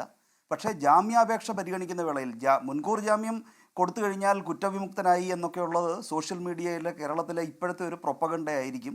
അല്ലെങ്കിൽ നോ ടു അറസ്റ്റ് നിർദ്ദേശം കൊടുത്തു കഴിഞ്ഞാൽ കുറ്റവിമുക്തനാക്കപ്പെട്ടതിൻ്റെ തെളിവാണ് എന്നൊക്കെയുള്ളത് അതൊക്കെ ഫോൾസ് പ്രൊപ്പഗണ്ടയാണ്. കോടതിയെ സംബന്ധിച്ചിടത്തോളം ഈ ജാമ്യാപേക്ഷ പരിഗണിക്കുമ്പോൾ വരുന്ന ഗൗരവകരമായിട്ടുള്ള ഒരു ക്രൈറ്റീരിയൻ, ഒരു മാനദണ്ഡം എന്ന് പറയുന്നത് താമസമില്ലാതെ, അതായത് പിന്നീട് ഒരു ആഫ്റ്റർ തോട്ട് ചിന്തിച്ച് ഒരാളെ ട്രാപ്പ് ചെയ്യാനായിട്ട് അത്തരത്തിലൊക്കെ സമയമെടുത്ത് പ്ലാൻ ചെയ്ത് കൊടുത്ത ഒരു പരാതിയായിട്ട് പരിഗണിക്കപ്പെടാനുള്ള സാധ്യതയുണ്ട്. പക്ഷേ അങ്ങനെ കാലവിളംബം പ്രോപ്പറായിട്ട് എക്സ്പ്ലെയിൻ ചെയ്യാൻ കഴിഞ്ഞാൽ, അത് കാരണസഹിതം വ്യക്തമാക്കാൻ കഴിഞ്ഞു കഴിഞ്ഞാൽ ബാക്കിയുള്ള ഗൗരവകരമായിട്ടുള്ള ഫാക്ടേഴ്സൊക്കെ കണക്കിലെടുത്ത്, ഘടകങ്ങളൊക്കെ കണക്കിലെടുത്ത് അങ്ങനെയുള്ള ഒരു മുൻകൂർ ജാമ്യാപേക്ഷ തള്ളാം. കാലവിളംബം എന്നതുകൊണ്ട് മാത്രം മുൻകൂർ ജാമ്യം അനുവദിക്കണമെന്നില്ല. പക്ഷേ അത് ഗൗരവകരമായിട്ടുള്ള ഒരു കാര്യമായി കണക്കാക്കാം അതിൻ്റെ വിശദീകരണം കൊടുക്കാൻ കഴിഞ്ഞില്ല എന്നുണ്ടെങ്കിൽ. ഇപ്പോൾ എന്തുകൊണ്ടിപ്പം ഒരു പരാതിയിലേക്ക് പോയി എന്നുള്ളതിൻ്റെ ഇപ്പോൾ പരാതിക്കാരിയുടെ ഈ ഒരു വിശദീകരണം അത് എത്രത്തോളം ഈ കേസിൽ ജാമ്യാപേക്ഷ പരിഗണിക്കുമ്പോൾ അതിൻ്റെ അടിസ്ഥാനത്തിൽ ജാമ്യം നിരസിക്കണമെന്നുള്ളത് തികച്ചും ന്യായാധിപൻ്റെ അല്ലെങ്കിൽ ന്യായാധിപയുടെ ഒരു വിവേചന അധികാരത്തിൽ പെടുന്നതാണ്. ഇങ്ങനെയുള്ള മനുഷ്യരല്ലേ ന്യായാധിപരായിട്ടുള്ളത്. അപ്പോൾ അവർ പരിഗണിക്കുമ്പോൾ അവരുടേതായിട്ടുള്ള ഒരു ചില മാനദണ്ഡങ്ങളും അവരുടെ അനുഭവ പരിചയവും ഒക്കെ തന്നെ അവിടെ ഘടകമായിട്ട് വന്നേക്കാം. അപ്പോൾ കാലവിളംബം എന്നുള്ളതൊരു ഘടകം തന്നെയാണ്. പക്ഷേ ഇവിടെ ബഹുമാനപ്പെട്ട ഹൈക്കോടതിയുടെ ഉത്തരവിനെക്കുറിച്ച് ലൈവ് ലോ റിപ്പോർട്ട് ചെയ്തിരിക്കുന്നത് പരിശോധിച്ച് കഴിഞ്ഞാൽ വ്യക്തമായിട്ട് പറയുന്നത് കൺസെൻഷ്വൽ റിലേഷൻഷിപ്പാണ് എന്നത് അഡ്മിറ്റ് ചെയ്യപ്പെട്ടിട്ടുണ്ട് എന്നതുകൊണ്ട് തന്നെ വിശദമായിട്ട് കേൾക്കുന്നതിന് മുമ്പ് അറസ്റ്റ് ചെയ്യാൻ ഞാൻ അനുവദിക്കില്ല എന്നാണ് ന്യായാധിപൻ പറഞ്ഞത്. പക്ഷേ നിർബന്ധിച്ചിട്ടുള്ള ഗർഭഛിദ്രത്തിനെക്കുറിച്ചോ അതുമൂലം നഷ്ടപ്പെട്ടു എന്ന് നമുക്ക് പറയാൻ കഴിയുന്ന ഒരു ജീവനെക്കുറിച്ചോ ഒന്നും തന്നെ ആ ഓറൽ ഒബ്സർവേഷനിൽ പ്രത്യേകിച്ച് പരാമർശമൊന്നുമില്ല. അപ്പം വിശദമായിട്ട് ഇത് കേൾക്കുമ്പോൾ ഈ ആരോപിക്കപ്പെടുന്ന ഒഫൻസുകളുടെ ഗൗരവം കോടതി കണക്കിലെടുക്കുമായിരിക്കും. എന്തായാലും കോടതിയുടെ തീരുമാനമാണ്, നാം മാനിക്കേണ്ടതായിട്ടുണ്ട്. ഉണ്ടായിട്ടുണ്ടെന്നുള്ളത് ഒരു വസ്തുതയാണ്. ജോർജ് ജോസഫ്, ഇവിടെ ആദ്യ കേസിനേക്കാൾ പറഞ്ഞു കേട്ടിടത്തോളം രണ്ടാമത്തെ കേസ് അതിഗുരുതരമാണ്. ഇന്ന് അതിന്റെ വിവരങ്ങൾ പക്ഷേ കോടതിയിൽ പോലീസ് നൽകിയില്ല. അതിൻ്റെതായ ചില പരിമിതികളെന്ന് പറഞ്ഞാൽ ഈ പെൺകുട്ടി അതിന് വെളിച്ചത്തേക്ക് വരാൻ ഭയമുണ്ട്. അതിന് കാരണം ആദ്യ കേസിലെ പരാതിക്കാരി സോഷ്യൽ മീഡിയയിൽ അടക്കം അനുഭവിച്ച വലിയ ടാർണിഷിങ്, സ്ലട്ട് ഷെയ്മിംഗ് എന്ന വാക്ക് ഉപയോഗിക്കുന്നത് ശരിയാണെന്ന് പറയില്ല, അങ്ങേയറ്റം വൃത്തികേട് പറയൽ, അങ്ങേയറ്റം തോന്നിയവാസം പറയലൊക്കെ ഈ പെൺകുട്ടി കണ്ടതാണ്. അപ്പോൾ ഇപ്പോൾ വെളിച്ചത്തേക്ക് വന്നാൽ അതിനും അനുഭവിക്കേണ്ടി വരുമോ എന്ന ഭീതി, വല്ലാത്ത ഭീതി അതിന് ഉറപ്പായും ഉണ്ട്. അതുകൊണ്ട് മൊഴിയെടുക്കലടക്കം നടക്കേണ്ടതുണ്ട്. മൊഴിയെടുക്കലടക്കം ഗൗരവതരമായ അന്വേഷണമാണ് പൂങ്കുഴി എന്ന സമർത്ഥ ഉദ്യോഗസ്ഥരുടെ നേതൃത്വത്തിൽ ഇപ്പോൾ നടന്നുകൊണ്ടിരിക്കുന്നു. അതിൽ പോലീസിന് വേണമെങ്കിൽ അറസ്റ്റ് ചെയ്യാം ഈ ദിവസങ്ങളിൽ, ശ്രീ ജോർജ് ജോസഫ് അല്ലേ? ഇല്ല, അത് പോലീസ് അറസ്റ്റ് ചെയ്യാൻ പോവില്ല എന്ന് ഞാൻ പറയുന്നത്. കാരണം സമാനമായ ഒരു കേസാണല്ലോ നേരത്തെ എടുത്തിരിക്കുന്നത്. ആ കേസിന് നോട്ട് ടു അറസ്റ്റ് ഹൈക്കോടതി പറഞ്ഞു കഴിഞ്ഞു. അതിനകത്ത് 2 കൗണ്ടാണ് മേജറായിട്ടുള്ളത്. ഒന്നത് റേപ്പ്, അത് നിലനിൽക്കത്തില്ല എന്ന് ലോവർ കോടതി, പ്രിൻസിപ്പൽ ജില്ലാ ജഡ്ജി ഇവിടെ തിരുവനന്തപുരത്തും, ഹൈക്കോടതി അത് തന്നെ, അത് അഡ്മിറ്റഡ് ഫാക്റ്റാണ്. അപ്പം മേജർ ഒഫൻസ് അതിനകത്ത് ഉള്ളത് റേപ്പ് നിലനിൽക്കത്തില്ല. അത് സമ്മതത്തോടുകൂടി തന്നെ. പിന്നെ അതിനകത്തൊരു മിസ്കാരേജാണ് ഗർഭചിത്രം. ആ ഗർഭചിത്രം നടത്തുന്നത് ഒരു കൊൺസെൻഷ്വലായിട്ടുള്ള ഒരു സെക്ഷൽ ഇൻ്റർകോഴ്സിനകത്ത് ഒരു കുട്ടി ഉണ്ടായാൽ അവർക്കത് തീരുമാനിക്കാം, രണ്ടുപേർക്കും അത് നശിപ്പിക്കണോ അത് ജീവനോടെ കൊണ്ടുവരണോ എന്ന് അവർക്ക് തീരുമാനിക്കാം, രണ്ടുപേർ ഏതെങ്കിലും കാരണത്തിൽ. അപ്പോൾ അങ്ങനെ ഒരു തീരുമാനം ഇതിൻ്റെ അകത്ത് ഉണ്ടായോ ഇല്ലയോ എന്ന് നമുക്കറിയത്തില്ല. ഇതിനകത്ത് എന്തായാലും ഒരു മിസ്കാരേജിനുള്ള ടാബ്ലറ്റ് കൊടുത്തു എന്ന് പറയുന്നത് അത് നേരിട്ട് രാഹുൽ മാങ്കൂട്ടം കൊടുത്തിട്ടില്ല, അയാൾ ഒരാളെ കൊണ്ട് കൊടുപ്പിച്ചു എന്ന് പറയുന്നുണ്ട്. അതൊക്കെ പോലീസ് അന്വേഷിച്ചിട്ട് വരേണ്ട ഒരു തീരുമാനം തന്നെയാണ്. അപ്പോൾ അതിലേക്കൊക്കെ ഇനിയിപ്പോൾ ഹൈക്കോടതിയുടെ 15-ാം തീയതി വരെ നോട്ട് ടു അറസ്റ്റ് വന്നു. രണ്ടാമത്തെ കേസ് അതിനകത്ത് ഇതുവരെ വാദിയുടെ മൊഴി ഇല്ല. ഇതിനകത്ത് ഈ രണ്ട് കേസിനകത്ത് ഒരു പ്രശ്നമുണ്ട്. നമ്മൾ ഒരു കേസ് ഒരു SHO എടുക്കണമെങ്കിൽ 154 CRPC പ്രകാരം അല്ലെങ്കിൽ 171 ഇപ്പോൾ BNSS ഇപ്പോഴത്തെ പുതിയ നിയമത്തിൻ്റെ അനുസരിച്ച് 173 അനുസരിച്ച് അതിനകത്ത് ഒരു FI statement delayed FI statement ആണെങ്കിൽ ഈ രണ്ട് കേസിനകത്തും ഒരു പ്രിലിമിനറി എൻക്വയറി നടത്തണം, അല്ലാതെ ചാടിക്കേറി ഒരു FIR എടുക്കാൻ പറ്റില്ല. ഈ പുതിയ ഇന്ത്യയിലെ നിയമം സുപ്രീം കോടതി അത് പല കേസിനകത്ത് അത് പറഞ്ഞിട്ടുള്ള കാര്യമാണ്. അപ്പോൾ ഇവിടെ രണ്ട് കേസിനകത്ത് ഒന്ന് 2013 ഒരു സംഭവമാണ്, ഏകദേശം 12 വർഷം കഴിഞ്ഞിരിക്കുന്നത് ഞാൻ മനസ്സിലാക്കുന്നത്. ആദ്യത്തെ കേസിനകത്ത് ഏതായാലും എനിക്ക് തോന്നുന്നു അധികം നാൾ ആയില്ല എന്ന് തോന്നുന്നു, 2 വർഷത്തിനകത്തേ വരുന്നുള്ളൂ. എന്നാലും രണ്ട് കേസും ഡിലേഡാണ് റിപ്പോർട്ട് ചെയ്യാൻ. പിന്നെ BNSSലോ അതുപോലെ IPCയിൽ അല്ലെങ്കിൽ CRPCയിൽ എങ്ങും ഇതുവരെ പറയാത്ത ഒന്ന്, ഒരു കോഗ്നിസബിൾ ഒഫൻസ് ഉണ്ടെങ്കിൽ ഇമ്മീഡിയറ്റ് ആയിട്ട് അവരവരുടെ പോലീസ് സ്റ്റേഷനിലെ ജൂറിസ്ഡിക്ഷനിൽ പോയി അവിടുത്തെ SHOയെ കണ്ട് മൊഴി കൊടുക്കുക എന്നാണ് പറഞ്ഞിരിക്കുന്നത്. ഇന്ത്യയിൽ ഇപ്പോഴത്തെ പുതിയ BNSS വെച്ചിട്ടാണ് ഇന്ത്യയിൽ എവിടെ പോയി വേണമെങ്കിലും നമുക്ക് മൊഴി കൊടുത്താൽ കൺസേൺഡ് പോലീസ് സ്റ്റേഷനിലൂടെ ട്രാൻസ്ഫർ ചെയ്യും. പക്ഷേ ഇവിടെ അതാണ് പറഞ്ഞത്, അതില്ലെന്നുണ്ടെങ്കിൽ അടുത്ത് SHO എടുത്തില്ലെങ്കിൽ അതിനകത്ത് പുതിയ BNSS തന്നെ പറയുന്നുണ്ട് ജില്ലാ SP ഓർ കമ്മീഷണർ. അവിടെ നടന്നില്ലെങ്കിൽ നേരിട്ട് കോടതിയിൽ. ഇതിൻ്റെ അടുത്ത് എങ്ങും ഇതുവരെ പറയാത്ത ഒരു കാര്യമാണ്, മുഖ്യമന്ത്രിയുടെ അടുത്ത് പോയി ഒരു പരാതി പറയണമെന്ന് പറഞ്ഞാൽ അത് വെസ്റ്റഡ് ഇൻട്രസ്റ്റ് ഉണ്ട്, പൊളിറ്റിക്കൽ ഇൻട്രസ്റ്റ് ഉണ്ടെന്നല്ലേ തോന്നുള്ളൂ. അങ്ങനെ ഒരു പ്രൊവിഷൻ ഇല്ല BNSSനകത്ത് എങ്ങും ഇല്ല. അത് നമ്മൾ ശ്രദ്ധിക്കണം. മുഖ്യമന്ത്രിക്ക് ജോർജ് ജോസഫ് ഇവിടെ മുഖ്യമന്ത്രിയുടെ പോയി പരാതി കൊടുക്കാന്ന് പറയുന്നത് ഒരു കംപ്ലൈന്റ് ഡീമെറിറ്റ് ആവില്ലല്ലോ. അങ്ങനെ ഡീമെറിറ്റ് ആവും. മുഖ്യമന്ത്രിക്ക് സമക്ഷം പോയി പരാതി കൊടുക്കാൻ ജോർജ് ജോസഫ് അങ്ങനെ മുഖ്യമന്ത്രിയുടെ പക്കൽ പോയി കംപ്ലൈന്റ് കൊടുത്ത് എത്ര സംഭവം ഉണ്ടായിട്ടുണ്ട് നമ്മുടെ മുന്നിൽ. ഞാൻ പറഞ്ഞ പീഡനോ ബലാത്സംഗം ആവില്ല, മുഖ്യമന്ത്രിക്ക് മുന്നിൽ പോയി നേരിട്ട് പരാതി കൊടുത്ത് എത്ര അമ്മമാരെ നമുക്കറിയാം. ഇല്ലില്ല, അതൊക്കെ ഒത്തിരി കേസ് എടുത്തിട്ടുണ്ട്. അതൊക്കെ അതിന് തടസ്സമൊന്നുമില്ല, നിയമപരമായ ഒരു കാര്യം അതിനകത്ത് തടസ്സമില്ല. പക്ഷേ നിയമം കോൺസ്റ്റിറ്റ്യൂഷൻ അനുസരിച്ചും ഇന്ത്യൻ ഭരണഘടന അനുസരിച്ചും ഇന്ത്യയുടെ നിയമവിശാരദന്മാർ സുപ്രീം കോടതി പല കേസിനകത്ത് അത് പറയുന്നുണ്ട്. ഇപ്പോഴത്തെ 2-3 ചർച്ചയിൽ ഞാൻ കണ്ടതാണ്, BNSS പ്രകാരം ഒരു പരാതി കൊടുക്കണമെങ്കിൽ മുഖ്യമന്ത്രി എടുത്ത് പോയി പരാതി കൊടുക്കണമെന്ന് ഒരു പ്രൊവിഷനകത്തും പറയുന്നില്ല. ഇതൊക്കെ ഇതുവരെ നമ്മൾ അങ്ങനെ ശീലിച്ചതുകൊണ്ടാണ് നമുക്കത് തോന്നുന്നത്. അതുകൊണ്ട് ആ പറയുന്നതിന് പ്രാധാന്യമുണ്ട്. കാരണം ഡിലേഡാണ് ഈ 2 FIR, അതൊന്ന്. രണ്ടാമത് മുഖ്യമന്ത്രിയുടെ അടുത്ത് പോയി പറയുമ്പം തീർച്ചയായിട്ടും പ്രത്യേകിച്ച് ഈ ഇലക്ഷൻ സമയത്താകുമ്പോൾ അത് പൊളിറ്റിക്കലായിട്ടുള്ള കാര്യം കൂടെ അതിനകത്ത് ഇൻവോൾവ് ചെയ്തിട്ടുണ്ടെന്ന് പറയേണ്ടി വരും. അപ്പോൾ അതങ്ങനെ പോട്ടെ. ഇപ്പോഴത്തെ രണ്ടാമത്തെ കേസിനകത്ത് ഇതുവരെ ഞാൻ മനസ്സിലാക്കിയത് ആ വാദി രംഗത്ത് വന്നിട്ടില്ല, മൊഴി കൊടുത്തിട്ടില്ല. അപ്പോൾ കോഗ്നിസൻസ് ഇല്ലാത്ത പറഞ്ഞു കേട്ട ഇൻഡയറക്റ്റ് എവിഡൻസിലാണ് രണ്ടാമത്തെ FIR എടുത്തിരിക്കുന്നത്. അപ്പോൾ അതിനകത്തും ഇപ്പം തന്നെ അവർ നോട്ട് ടു അറസ്റ്റിനോ അല്ലെങ്കിൽ ബെയിലിനും മൂവ് ചെയ്ത് കഴിഞ്ഞിരിക്കുന്നുണ്ട്. ഈ ഹൈക്കോടതിയിൽ നിരീക്ഷിച്ചിരിക്കുന്ന കാര്യം പ്രൈമറി ആയിട്ട് അതിനകത്ത് അദ്ദേഹം കേട്ടപ്പം തന്നെ പറഞ്ഞു നോട്ട് ടു അറസ്റ്റ്, കാരണം 376 നിലനിൽക്കത്തില്ല എന്ന് അദ്ദേഹത്തിന് മനസ്സിലായി. ഹൈക്കോടതിയിൽ കോൺസ്റ്റിറ്റ്യൂഷണൽ ബെഞ്ചാണ്. പിന്നെ അതിനകത്തുള്ളത് മിസ്കാരേജിൻ്റെയാണ്, അതിലോട്ട് കടന്നിട്ടേ ഇല്ല, കാരണം അതിന് അറസ്റ്റ് ചെയ്യാൻ സമയമായിട്ടില്ല. പിന്നെ മറ്റൊരു കാര്യം, രാഹുൽ മാങ്കൂട്ടം ഇപ്പോൾ അവർ അറസ്റ്റ് ചെയ്യാൻ പോലീസ് ചിലപ്പം ഒന്നും മടിച്ചിട്ടുണ്ടാവും. രണ്ടാമത് അദ്ദേഹം കേരളത്തിൽ തന്നെയാണ് ഉണ്ടെന്നാണ് ഞാൻ വിചാരിക്കുന്നത്. എൻ്റെ ഒരു ബുദ്ധി അങ്ങനെയാണ് പോകുന്നത്. അദ്ദേഹം എങ്ങും പോയിട്ടുണ്ടാവില്ല, അദ്ദേഹം ഇവിടെ തന്നെ ഉണ്ടെന്നാണ്. അതിന് കാര്യമുണ്ട്, അത് പലതും എനിക്ക് പറയാൻ പറ്റത്തില്ല. അത് തുറന്ന് ഞാൻ പറയാം, അതൊരു ഇൻവെസ്റ്റിഗേഷൻ ലൈനിലാണ്. ഞാനാണ് ഇപ്പോൾ അത് പറഞ്ഞേക്കാം, ഞാനാണ് ഇപ്പോൾ ഒളിച്ചു പോകുന്നുണ്ടെങ്കിൽ എൻ്റെ കാറും എൻ്റെ കൂടെയുള്ള ആൾക്കാരെയൊക്കെ ഞാൻ ബാംഗ്ലൂർ പറഞ്ഞു വിടും. ഇവിടെയൊക്കെ ഞാൻ കാര്യത്തിന് പറഞ്ഞു വിടുക, ഞാനിവിടെ തന്നെ ഇരിക്കുക. അങ്ങനെ ആയാലോ? അതൊക്കെ നമ്മൾ നോക്കണം. അവിടെ ആരും ഇയാൾ കാറിനകത്ത് സഞ്ചരിക്കും അല്ല, അത്രയും ബുദ്ധിയുള്ള ഒരാൾ തന്നെയാണ് രാഹുൽ മാങ്കൂട്ടത്തിന്റെ അല്ലല്ല, അത് സാധാരണ അല്ലല്ല, അത് എല്ലാവരും യൂസ് ചെയ്യുന്ന ഒരു അപകടം ഇതുപോലെ സത്യമായിട്ടോ നേരായിട്ടോ ഇതായിട്ട് വരുമ്പോൾ ഒരു അപകടം വന്നു കഴിയുമ്പോൾ എല്ലാവരും അങ്ങനെ ചിന്തിക്കുന്ന ഞാൻ പറയുന്നത്.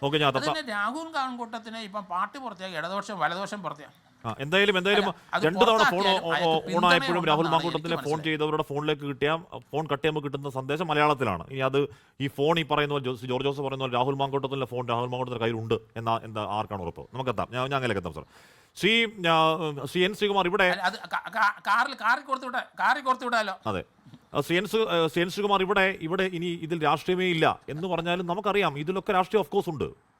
ആ രാഷ്ട്രീയത്തിൽ ഒരു ശബരിമല ക്ഷേത്രക്കുള്ള പോലെ ഒരു വലിയ വിഷയം മാധ്യമങ്ങൾ ദിവസേനോളം ചർച്ച ചെയ്യുന്ന രീതിയിൽ വരുന്നു. അതിൽ CPM-ന്റെ ഒരു ജില്ലാ കമ്മിറ്റി അംഗം ജയിലിൽ പോകുന്നു. CPM അത്രത്തോളം പ്രതിരോധത്തിൽ നിൽക്കുന്ന ഒരു സമയത്താണ് നിങ്ങൾക്ക് കോൺഗ്രസിന് മുകളിലേക്ക് അശനിപാതം പോലെ രാഹുൽ മാങ്കൂട്ടത്തിൽ വിഷയം വന്ന് വീഴുന്നതും നമ്മൾ തുടർച്ച 8-9 ദിവസം ഇത് തന്നെ ചർച്ച ചെയ്യുകയാണ്. ഇനിയും നമ്മൾ അത് തന്നെ ചർച്ച ചെയ്യും. ശ്രീ എൻ ശ്രീകുമാർ.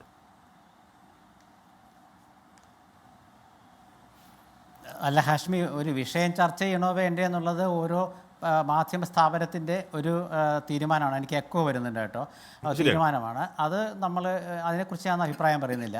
പക്ഷേ ഇവിടെ സാധാരണഗതിയിലെ ഒരു തെരഞ്ഞെടുപ്പ് ഘട്ടത്തിൽ ഭരിക്കുന്ന പാർട്ടിയുടെ മുഖ്യമന്ത്രിയോ പാർട്ടി സെക്രട്ടറിയോ ഒക്കെ ആയിരിക്കും സാധാരണ അജണ്ട നിശ്ചയിക്കുക, തെരഞ്ഞെടുപ്പ് അജണ്ട നിശ്ചയിക്കുക.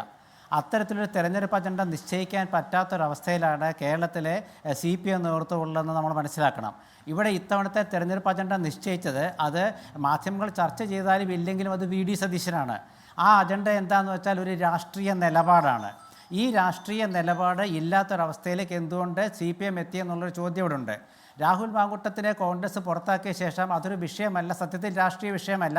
ഇനി അറസ്റ്റ് ചെയ്താൽ തന്നെ അത് വ്യക്തിപരമാണ്, ഒരു MLA-യുടെ കാര്യമാണ്, കോൺഗ്രസുമായിട്ട് യാതൊരു ബന്ധവുമില്ല. മറിച്ച് കോൺഗ്രസിൽ ഇരിക്കുമ്പോഴാണെങ്കിൽ കോൺഗ്രസിൻ്റെ നേതാവിനെ അറസ്റ്റ് ചെയ്യുന്നതൊക്കെ പറഞ്ഞ് വലിയ രാഷ്ട്രീയ പ്രാധാന്യം ഉണ്ടാക്കിയെടുക്കുക. ഇപ്പോൾ അതൊന്നുമില്ല. അതെല്ലാം ഫലവത്തായിട്ട് നടത്താനായിട്ട് പോലീസിനെ സാധിച്ചാൽ തന്നെയും അത് രാഷ്ട്രീയമായിട്ട് കൊണ്ടുവരാനായിട്ട് LDF-ന് സാധിക്കില്ല.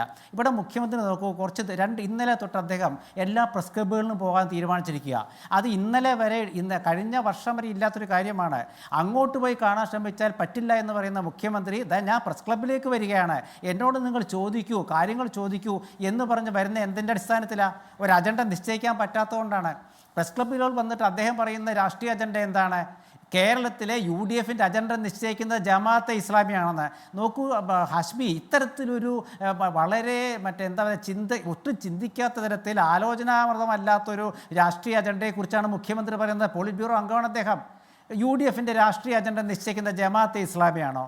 ജമാഅത്തെ ഇസ്ലാമി എന്ന് പറയുന്ന ഒരു മുസ്ലിം സംഘടനയായിട്ട് അവിടെ നിൽക്കുകയല്ലേ. അപ്പോൾ അതിലേക്കും എന്തുകൊണ്ട് മുഖ്യമന്ത്രി വരുന്നു എന്നുള്ളൊരു ചോദ്യമുണ്ട്. അപ്പോൾ അവിടെയാണ് നമ്മൾ കാണേണ്ടത്. അതായത് UDF എന്ന് പറയുന്ന സംവിധാനത്തെ ഒരു വർഗീയത അതിലേക്ക് കലർത്താൻ ശ്രമിക്കുകയാണ്. പഴയ കാലത്ത് കഴിഞ്ഞ ഇലക്ഷൻ കാലത്ത് ഇവർ പറഞ്ഞത് KPCC പ്രസിഡന്റിനെ നിയമിക്കുന്നത് മുസ്ലിം ലീഗാണെന്നാണ്. അതിനുശേഷം ഇപ്പോൾ പറയുന്നത് ജമാഅത്തെ ഇസ്ലാമിലേക്ക് എത്തിയിരിക്കുകയാണ്. അപ്പോൾ എന്തുകൊണ്ടാണ് അവരുടേതായ ഒരു രാഷ്ട്രീയം തന്നെ രൂപപ്പെടുത്താൻ പറ്റാത്തത്? എന്തുകൊണ്ടാണ്? ശബരിമല വിഷയത്തിൽ അവരുടെ നേതാക്കൾ ജയിലിൽ കിടക്കുമ്പോൾ ആ നേതാക്കളെക്കുറിച്ചുള്ള ചോദ്യങ്ങൾക്ക് അവർ പറയുന്നത് എന്താണ്? ജയിലിൽ കിടക്കുന്ന ആളെ എങ്ങനെയാണ് പുറത്താക്കുക എന്നുള്ളതാണ്. അപ്പോൾ ജയിലിൽ കിടക്കുന്ന ആളെ പുറത്താക്കാൻ പറ്റില്ലേ പാർട്ടിക്ക്? അതെന്തൊരു നിലപാടാണ്? അതുപോലെ തന്നെ ഒരുപാട് നിലപാടുകളുണ്ടല്ലോ. PM-ശ്രീ പദ്ധതിയിലാണെങ്കിലും, അതുപോലെ ലേബർ കോഡിൻ്റെ കാര്യത്തിലാണെങ്കിലും, അതുപോലെയുള്ള നമ്മുടെ ഈ ലൈംഗിക ആരോപണ വിഷയത്തിലാണെങ്കിലും ഇതിലൊന്നും CPM-ന് നിലപാടില്ലല്ലോ. അപ്പോൾ ഈ നിലപാടില്ലാത്ത ഒരു കാലഘട്ടത്തിൽ ഞങ്ങൾക്കൊരു നിലപാടുണ്ട്, ആ നിലപാട് നിങ്ങൾ ഈ തെരഞ്ഞെടുപ്പ് ചർച്ച ചെയ്യൂ എന്നാണ് VD സതീശൻ പറയുന്നത്. VD സതീശൻ വെച്ചാൽ KPCC പറയുന്നത്, പ്രതിപക്ഷം പറയുന്നത്, UDF പറയുന്നത്. അങ്ങനെ ഒരു അജണ്ട വെച്ചു കൊടുത്തിട്ട് ആ അജണ്ട മനസ്സിലാക്കാനുള്ള ഒരു ത്രാണി പോലും ഇന്ന് CPM-ന് ഇല്ല. കാരണം വെച്ചാൽ മുഖ്യമന്ത്രി ഈ പത്രലേഖകരെ നേരിട്ട് വന്ന് കണ്ടിട്ട് അദ്ദേഹം ചില കാര്യങ്ങൾ പറയുകയാണ്. കാരണം അദ്ദേഹത്തിന് അറിയാം പാർട്ടിയുടെ പ്രാദേശിക നേതാക്കളും പാർട്ടി വക്താക്കൾക്കും കൃത്യമായിട്ട് അജണ്ട അവതരിപ്പിക്കാൻ പറ്റാത്തൊരവസ്ഥ ഉണ്ടായിരിക്കുകയാണ് കേരളത്തിൽ. പാർട്ടി നേതാക്കൾക്ക് പ്രസംഗിക്കാൻ കഴിയുന്നില്ല, പാർട്ടി നേതാക്കൾക്ക് ചാനൽ ചർച്ചകളിൽ വിഷയങ്ങൾ അവതരിപ്പിക്കാൻ പറ്റുന്നില്ല.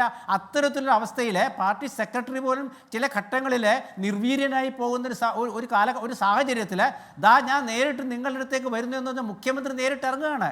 മുഖ്യമന്ത്രിയുടെ രാഷ്ട്രീയ ശൈലി എല്ലാവർക്കും അറിയാമല്ലോ. എന്നിട്ട് അദ്ദേഹം പറയുകയാണ് കേരളത്തിലെ പ്രധാന പ്രതിപക്ഷത്തിൻ്റെ അജണ്ട നിശ്ചയിക്കുന്നത് ജമാഅത്തെ ഇസ്ലാമിയാണെന്ന് അദ്ദേഹം പറഞ്ഞ കാര്യമാണ്. ജമാഅത്തെ ഇസ്ലാമി LDFിനെ എത്രയോ വർഷം പിന്തുണച്ചു, എത്രയോ ഭരണസമിതികളിൽ അവർ അംഗമായിട്ടുണ്ട്. LDFിൻ്റെ ഒപ്പം നിന്ന ഒരു ഘട്ടത്തിൽ മാധ്യമം ദിനപത്രം, ഒരു സുപ്രഭാതത്തിൽ മാധ്യമം ദിനപത്രം പരിപൂർണമായിട്ട്, ജമാഅത്തെ ഇസ്ലാമിയുടെ പത്രമാണല്ലോ, പരിപൂർണമായിട്ട് LDFിനെ പിന്തുണച്ച ഘട്ടമുണ്ടായിട്ടുണ്ട്. അതെല്ലാം മറന്നുകൊണ്ട് UDFിൻ്റെ രാഷ്ട്രീയ അജണ്ട എന്ന് പറയുമ്പോൾ അവിടെ എന്തൊരു പരാജയമാണ് CPM ഏറ്റുവാങ്ങിയത്. എന്തുകൊണ്ടാണ് ഈ KPCC പുറത്താക്കിയ ഒരു MLAയുടെ വിഷയം വീണ്ടും കൊണ്ടുവരാൻ അവർക്ക് ആഗ്രഹമുണ്ട്, പക്ഷേ കൊണ്ടുവരാൻ പറ്റാത്തത് എന്തുകൊണ്ടാണ്? അങ്ങനെ കൊണ്ടുവന്നാൽ അത് KPCCയെ ബാധിക്കില്ല, അത് UDFിനെ ബാധിക്കില്ല. കാരണം കോൺഗ്രസ്സുകാർ പറയുകയാണ്, കോൺഗ്രസ് വക്താക്കൾ പറയുകയാണ്, ഇവിടെയുള്ള വസന്ത് സിറിയക്ക് പറയാണ്, ഞങ്ങൾ പുറത്താക്കിയ ഒരാളെക്കുറിച്ച് ഞങ്ങൾക്ക് എന്താ പറയേണ്ടത്? അപ്പം അതുകൊണ്ട് രാഷ്ട്രീയമായിട്ട് പോലീസ് അറസ്റ്റ് ചെയ്താലും പ്രശ്നമല്ല, ഇല്ലെങ്കിലും പ്രശ്നമല്ല. ഇവിടെയാണ് ഹാഷ്മി ചോദിച്ചൊരു ശബരിമല വിഷയമുള്ളത്. ശബരിമല വിഷയം ജനങ്ങളുടെ മനസ്സിലുണ്ട്. ജനങ്ങളുടെ മനസ്സിൽ നിന്ന് പോയിട്ടുള്ള അജണ്ട. കാരണം എന്താണ് ജനങ്ങളുടെ മനസ്സിൽ നിന്ന് പോകാത്ത? എന്താണ് ഏറ്റവും വലിയ, കേരളത്തിലെ ഏറ്റവും വലിയ വിഷയം എന്ന് ശബരിമല ശാസ്താവിൻ്റെ സ്വർണ്ണാഭരണങ്ങൾ കളവ് പോയതാണ്. അത് കളവ് പോയെന്ന് മാത്രമല്ല, അതിൽ പിടിക്കപ്പെട്ട് ജയിലിലായത് ഒരു CPMൻ്റെ പ്രമുഖ നേതാവാണ്, ഒരു CPMൻ്റെ മുൻ പഞ്ചായത്ത് പ്രസിഡൻ്റായ ദേവസ്വം ബോർഡ് പ്രസിഡൻ്റാണ്. ഇനി അതുമാത്രമല്ല, ഇത് സംബന്ധിച്ച് കോടതി നിരീക്ഷണം 30 ദിവസത്തേക്ക് നീട്ടിക്കൊടുത്തിരിക്കുകയാണ് അന്വേഷണം. അപ്പോൾ ഈ 30 ദിവസം അന്വേഷിക്കാനുള്ള വസ്തുതയുണ്ടെന്ന് കോടതി കണ്ടെത്തിയിരിക്കുകയാണ്. അവിടെ ഈ രാഹുൽ മാങ്കൂട്ടം വിഷയം എടുത്തിട്ടാൽ അത് ഒരു തുലനം ചെയ്യാൻ പറ്റില്ല.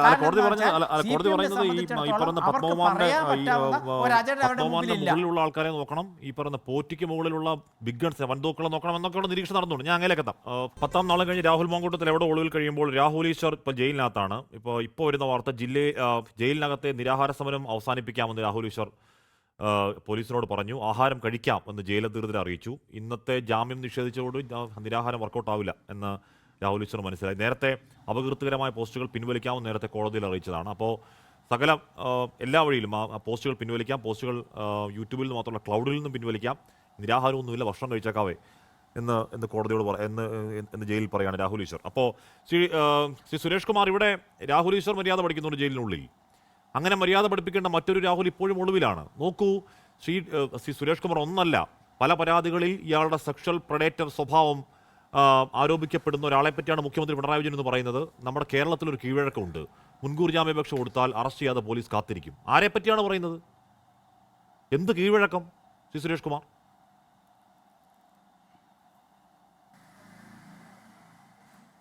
നോക്കുക, ഞാൻ അതിൽ കൃത്യമായി മറുപടി പറയാം. അതിനു മുമ്പ് ഒരു 2 കാര്യങ്ങൾ. ഇവിടെ കോൺഗ്രസിൻ്റെ ഔദ്യോഗിക വക്താവും അനൗദ്യോഗിക വക്താവും വളരെ കൃത്യമായി ഇന്ദിരാഭവനിൽ നിന്നും തയ്യാറാക്കിയ ഒരു ക്യാപ്സ്യൂൾ യഥാസമയം അവർ പ്രയോഗിച്ചിട്ടുണ്ട്. ആ ക്യാപ്സ്യൂൾ ഇപ്രകാരമാണ്: ശബരിമല വിഷയം മറയ്ക്കുന്നതിന് വേണ്ടിയിട്ടാണ് രാഹുൽ മാങ്കൂട്ടത്തിൻ്റെ വിഷയം CPMഉം ഇടതുപക്ഷ ജനാധിപത്യ മുന്നണിയും എടുത്തുയർത്തി കൊണ്ടുവരുന്നത് എന്നതാണ് അവർ പറഞ്ഞു വെച്ചത്.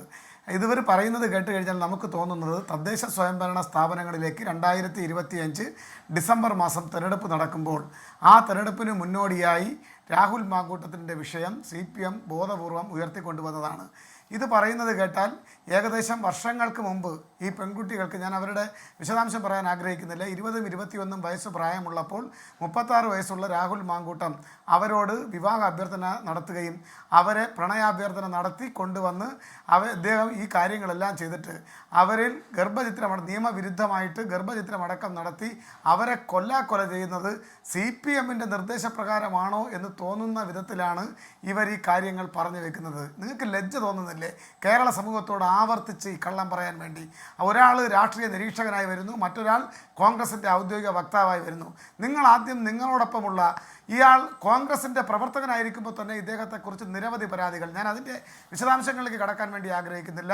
സ്വന്തം പാർട്ടിയിൽപ്പെട്ട പ്രധാനപ്പെട്ട നേതാക്കന്മാരുടെ വീട്ടിൽ സൗഹൃദ അന്തരീക്ഷത്തിൽ നേതാവിനെ കാണാനെന്ന വ്യാജേന ചെന്നിട്ട് ഇദ്ദേഹം കാട്ടിക്കൂട്ടിയ വിക്രിയകളെ സംബന്ധിച്ച് ചില കാര്യങ്ങൾ പുറത്തു വന്നിട്ടുണ്ട്. അതിൻ്റെ വിശദാംശങ്ങളിലേക്ക് ഞാൻ ഒരു കാരണവശാലും കടക്കാൻ വേണ്ടി ആഗ്രഹിക്കുന്നില്ല. അപ്പോൾ തന്നെ പരാതി വന്നു. അങ്ങനെയാണെങ്കിൽ ആ ആളെ അടുത്ത സ്റ്റെപ്പിലോട്ട് കയറാതിരിക്കാനുള്ള ഒരു പ്രിക്വേഷൻ, മുൻകരുതൽ നിങ്ങളല്ലേ എടുക്കേണ്ടുന്നത്. നിങ്ങൾ അതെടുക്കാതെ അദ്ദേഹത്തെ യൂത്ത് കോൺഗ്രസിൻ്റെ സംസ്ഥാന അധ്യക്ഷനാക്കി. അപ്പോൾ എനിക്ക് കിട്ടിയ ലൈസൻസ് ആണെന്ന് കരുതിക്കൊണ്ട് അദ്ദേഹം ഇത് സംസ്ഥാന അടിസ്ഥാനത്തിൽ വ്യാപിപ്പിച്ചു. അത് കഴിഞ്ഞ് അപ്പോഴും പരാതി വരികയാണ്. ഇപ്പോൾ സംസ്കാര സാഹിതിയുടെ സംസ്ഥാന നേതാവായിട്ടുള്ള ഷഹനാസ് അടക്കമുള്ള ആളുകൾ ഇന്നലെ വന്നു. കോൺഗ്രസിൻ്റെ പ്രവർത്തകയാണ്, DYFIയുടെ പ്രവർത്തകയല്ല. ഇന്നലെ വന്നിട്ട് എന്താ പറഞ്ഞത്? ഈ കാര്യത്തെ സംബന്ധിച്ച് അടിവരയിട്ട് പറഞ്ഞു, ഞാൻ ഷാഫി പറമ്പിലിനോട് പറഞ്ഞു ഇങ്ങനെ ഒരാളിനെ ഇത്തരത്തിലൊരു സ്ഥാനത്തേക്ക് അവരോധിക്കരുത്, ചെയ്തത്. എന്നിട്ട് എന്താ ചെയ്തത്? ആ സ്ഥാനത്തേക്ക് അവരോധിച്ചു എന്ന് മാത്രമല്ല, ഷാഫി പറമ്പിൽ വടകരയിലേക്ക് മത്സരിക്കാൻ പോയപ്പോൾ ഒഴിഞ്ഞ പാലക്കാട് സീറ്റിലേക്ക് ഇദ്ദേഹത്തെ അവരോധിച്ചിരിക്കുകയാണ്, MLA ആക്കിയിരിക്കുകയാണ്. അപ്പോൾ ഇദ്ദേഹം അതിന് കിട്ടിയ ഒരു അന്തർദേശീയ ലൈസൻസ് ആയിട്ടാണ് ഈ കാര്യത്തെ കരുതിയത്. ആ രൂപത്തിലേക്ക് അദ്ദേഹം വിരാജിച്ചതിന് അദ്ദേഹത്തെ മാത്രം കുറ്റപ്പെടുത്താൻ വേണ്ടി സാധിക്കുമോ? ഇല്ല. ഇത് KPCCയുടെ നേതൃത്വം അറിഞ്ഞുകൊണ്ട് ഇദ്ദേഹത്തിന് ഈ അന്തർദേശീയ ലൈസൻസ് കൊടുക്കുകയായിരുന്നു. എന്നിട്ട് പഴിയും പരാതിയും CPMന്റെ മേൽ കെട്ടിവെക്കുകയാണ് ശബരിമല വിഷയത്തെ മറയ്ക്കുന്നതിന് വേണ്ടി. ശബരിമല വിഷയം എന്നാണ് ഉണ്ടായത്? അല്ലെങ്കിൽ ശബരിമല വിഷയം ദേവസ്വം ബോർഡിന്റെ ബെഞ്ച്, ഹൈക്കോടതി ബെഞ്ച് അന്വേഷിച്ചുകൊണ്ടിരിക്കുകയാണ്. കൃത്യമായ അന്വേഷണം നടന്നുകൊണ്ടിരിക്കുകയാണ്. അതിൽ ഏതെങ്കിലും തരത്തിൽ പ്രത്യക്ഷമായോ പരോക്ഷമായോ പങ്കുപറ്റിയ ആളുകൾ ജയിലഴിക്കുള്ളിലാണ്. അവരെ മറയ്ക്കുന്നതിന് വേണ്ടി വർഷങ്ങൾക്ക് മുമ്പ് പിഞ്ചു കുഞ്ഞുങ്ങളെ, മക്കളുടെ പ്രായമുള്ള കുഞ്ഞുങ്ങളെ വിവാഹ വാഗ്ദാനം നൽകി കൊണ്ടുവരിക, അവർക്ക് മോഹന വാഗ്ദാനം നൽകുക, അവരുടെ തരളിതമായിട്ടുള്ള സ്വഭാവത്തെ, ആ ദൗർബല്യത്തെ മുതലെടുത്ത് ഈ വിക്രിയകളെല്ലാം, ഈ ക്രൂരതകളെല്ലാം കാട്ടിക്കൂട്ടിയിട്ട് അതിന് നിങ്ങളെപ്പോലുള്ള ആളുകൾ ഇത്തരത്തിലുള്ള കവചമൊരുക്കുന്നത്, രക്ഷാകവചമൊരുക്കുന്നത് കോൺഗ്രസ്. സുരേഷ് കുമാർ, ഇവിടെ രക്ഷാകവചം ഒരുക്കുന്നതിനെ പറ്റിയും ധാർമ്മികതയെ പറ്റിയും ഒരുപാട് പറയാൻ നിങ്ങൾക്ക് അവകാശമുണ്ടോ? എന്ന് പറഞ്ഞാൽ ബലാത്സംഗ കേസിൽ അല്ലെങ്കിൽ ലൈംഗികാതിക്രമ കേസിൽ കുറ്റപത്രം സമർപ്പിക്കപ്പെട്ട പ്രതിക്കൊപ്പം മുഖ്യമന്ത്രി അടക്കം വേദി പങ്കിടുന്നുണ്ട്. P ശശിയുണ്ട്, PK ശശിയുണ്ട്, ഗോപി കോട്ടമുള്ള ആരോപണങ്ങളുണ്ട്, നടപടികളുണ്ട്, പിന്നെ പാർട്ടിയിലേക്ക് വന്ന ശക്തമായ തിരിച്ചുവരവുണ്ട്. പോട്ടെ, അതൊക്കെ പീഡനങ്ങൾ. ഇത് നിഷ്ഠൂരമായ ഹീനമായ കൊലപാതകത്തിന്റെ മുഖ്യ ആസൂത്രകൻ എന്ന് കണ്ടെത്തിയ പ്രതികൾക്ക് വേണ്ടി നിങ്ങൾ വാദിക്കുന്നുണ്ട്. ഇപ്പൊ കുഞ്ഞനന്തൻ കുറ്റക്കാരാണെന്ന് CP ഇപ്പോഴും പറയുന്നില്ല. ഷാഫിയുടെ കല്യാണം നടത്തി കൊടുക്കാൻ പോയ AN ഷംസീർ നടപടി തെറ്റാണെന്ന് ഇപ്പോഴും പറയുന്നില്ല. അതുകൊണ്ട് ഈ ധാർമ്മികതയെ പറ്റി ഒരുപാട് വാചാലമാവാൻ നമുക്ക് ആർക്കും അവകാശമില്ല. ശ്രീ സുരേഷ് കുമാർ, ഒരു പരിധി കൂടുതൽ. അല്ല, നമ്മളിപ്പോഴും ചെയ്തുകൊണ്ടിരിക്കുന്നത് ഇത്തരം കാര്യങ്ങൾ രാഹുൽ മാങ്കൂട്ടത്തിനെ പോലുള്ള ആളുകളെ ന്യായീകരിക്കുന്നതിന് വേണ്ടി, അല്ലെങ്കിൽ അദ്ദേഹത്തെ പോലുള്ള ആളുകളെ ഇത്തരം കാര്യങ്ങളിൽ നിന്ന് കുറ്റവിമുക്തനാക്കുന്നതിന് വേണ്ടി മറ്റ് കേസുകൾ എടുത്തിട്ട് സാമാന്യവൽക്കരിക്കുന്ന ഒരു സമീപനം പലപ്പോഴും അറിഞ്ഞോ അറിയാതെയോ അവതാരകരുടെയും അദ്ദേഹത്തെ പിൻപറ്റി വരുന്ന ആളുകളും നടത്തുന്നുണ്ട്. അദ്ദേഹം ശ്രീകുമാർ അദ്ദേഹം ഒരു കാര്യം ഇവിടെ സൂചിപ്പിച്ചു. അദ്ദേഹം പറഞ്ഞത് മുഖ്യമന്ത്രി അജണ്ട ഇല്ലാതെ ഉഴറുകയാണ് എന്നാണ് അദ്ദേഹം പറഞ്ഞത്. ഞാൻ ഒരു കാര്യം അദ്ദേഹത്തോട് ചോദിക്കട്ടെ. ഈ തദ്ദേശ സ്വയംഭരണ സ്ഥാപനങ്ങളിലേക്ക് നടക്കുന്ന തെരഞ്ഞെടുപ്പിന് മുന്നോടിയായി കൃത്യമായ അജണ്ട മുന്നോട്ട് വെച്ച രാഷ്ട്രീയ പ്രസ്ഥാനം ഇടതുപക്ഷ പുരോഗമന രാഷ്ട്രീയ പ്രസ്ഥാനമാണ്. സംശയമുണ്ടോ നിങ്ങൾക്ക്? കേരളത്തിലൊരു അജണ്ട കൃത്യമായി ചർച്ച ചെയ്യുന്നതിന് വേണ്ടി പെൻഷൻ പ്രായം വർദ്ധിപ്പിച്ചുകൊണ്ട് 35-നും 60-നും വയസ്സിന് പ്രായമുള്ള യുവതികൾക്ക് സാമ്പത്തിക അലവൻസ് നൽകിക്കൊണ്ട്, അതുപോലെ തന്നെ അംഗനവാടി, ആശാ വർക്കർ, ഹരിതകർമ്മസേന, പാലിയേറ്റീവ് നഴ്സുമാരുടെ അവർക്കെല്ലാം കിട്ടിക്കൊണ്ടിരുന്ന വേതനം വർദ്ധിപ്പിച്ചുകൊണ്ട്, ഈ കുടുംബശ്രീക്ക് പ്രവർത്തിക്കുന്നതിന് വേണ്ടി സാമ്പത്തിക സഹായം നൽകിക്കൊണ്ട് കൃത്യമായിട്ടുള്ള അജണ്ട മുന്നോട്ട് വെച്ചു. നിങ്ങൾ എന്താണ് ആ അജണ്ട ചർച്ച ചെയ്ത കാര്യമെന്ന് പറയുന്നത്? വളരെ കൃത്യതയോടുകൂടി ശബരിമല വിഷയത്തിലേക്ക് ഇവിടെ സംഭവിച്ചത് ദേശീയപാത വികസനം നടത്തി. അല്ല, കൃത്യമായ അജണ്ട മുന്നോട്ട് വെച്ചിട്ടുണ്ട്.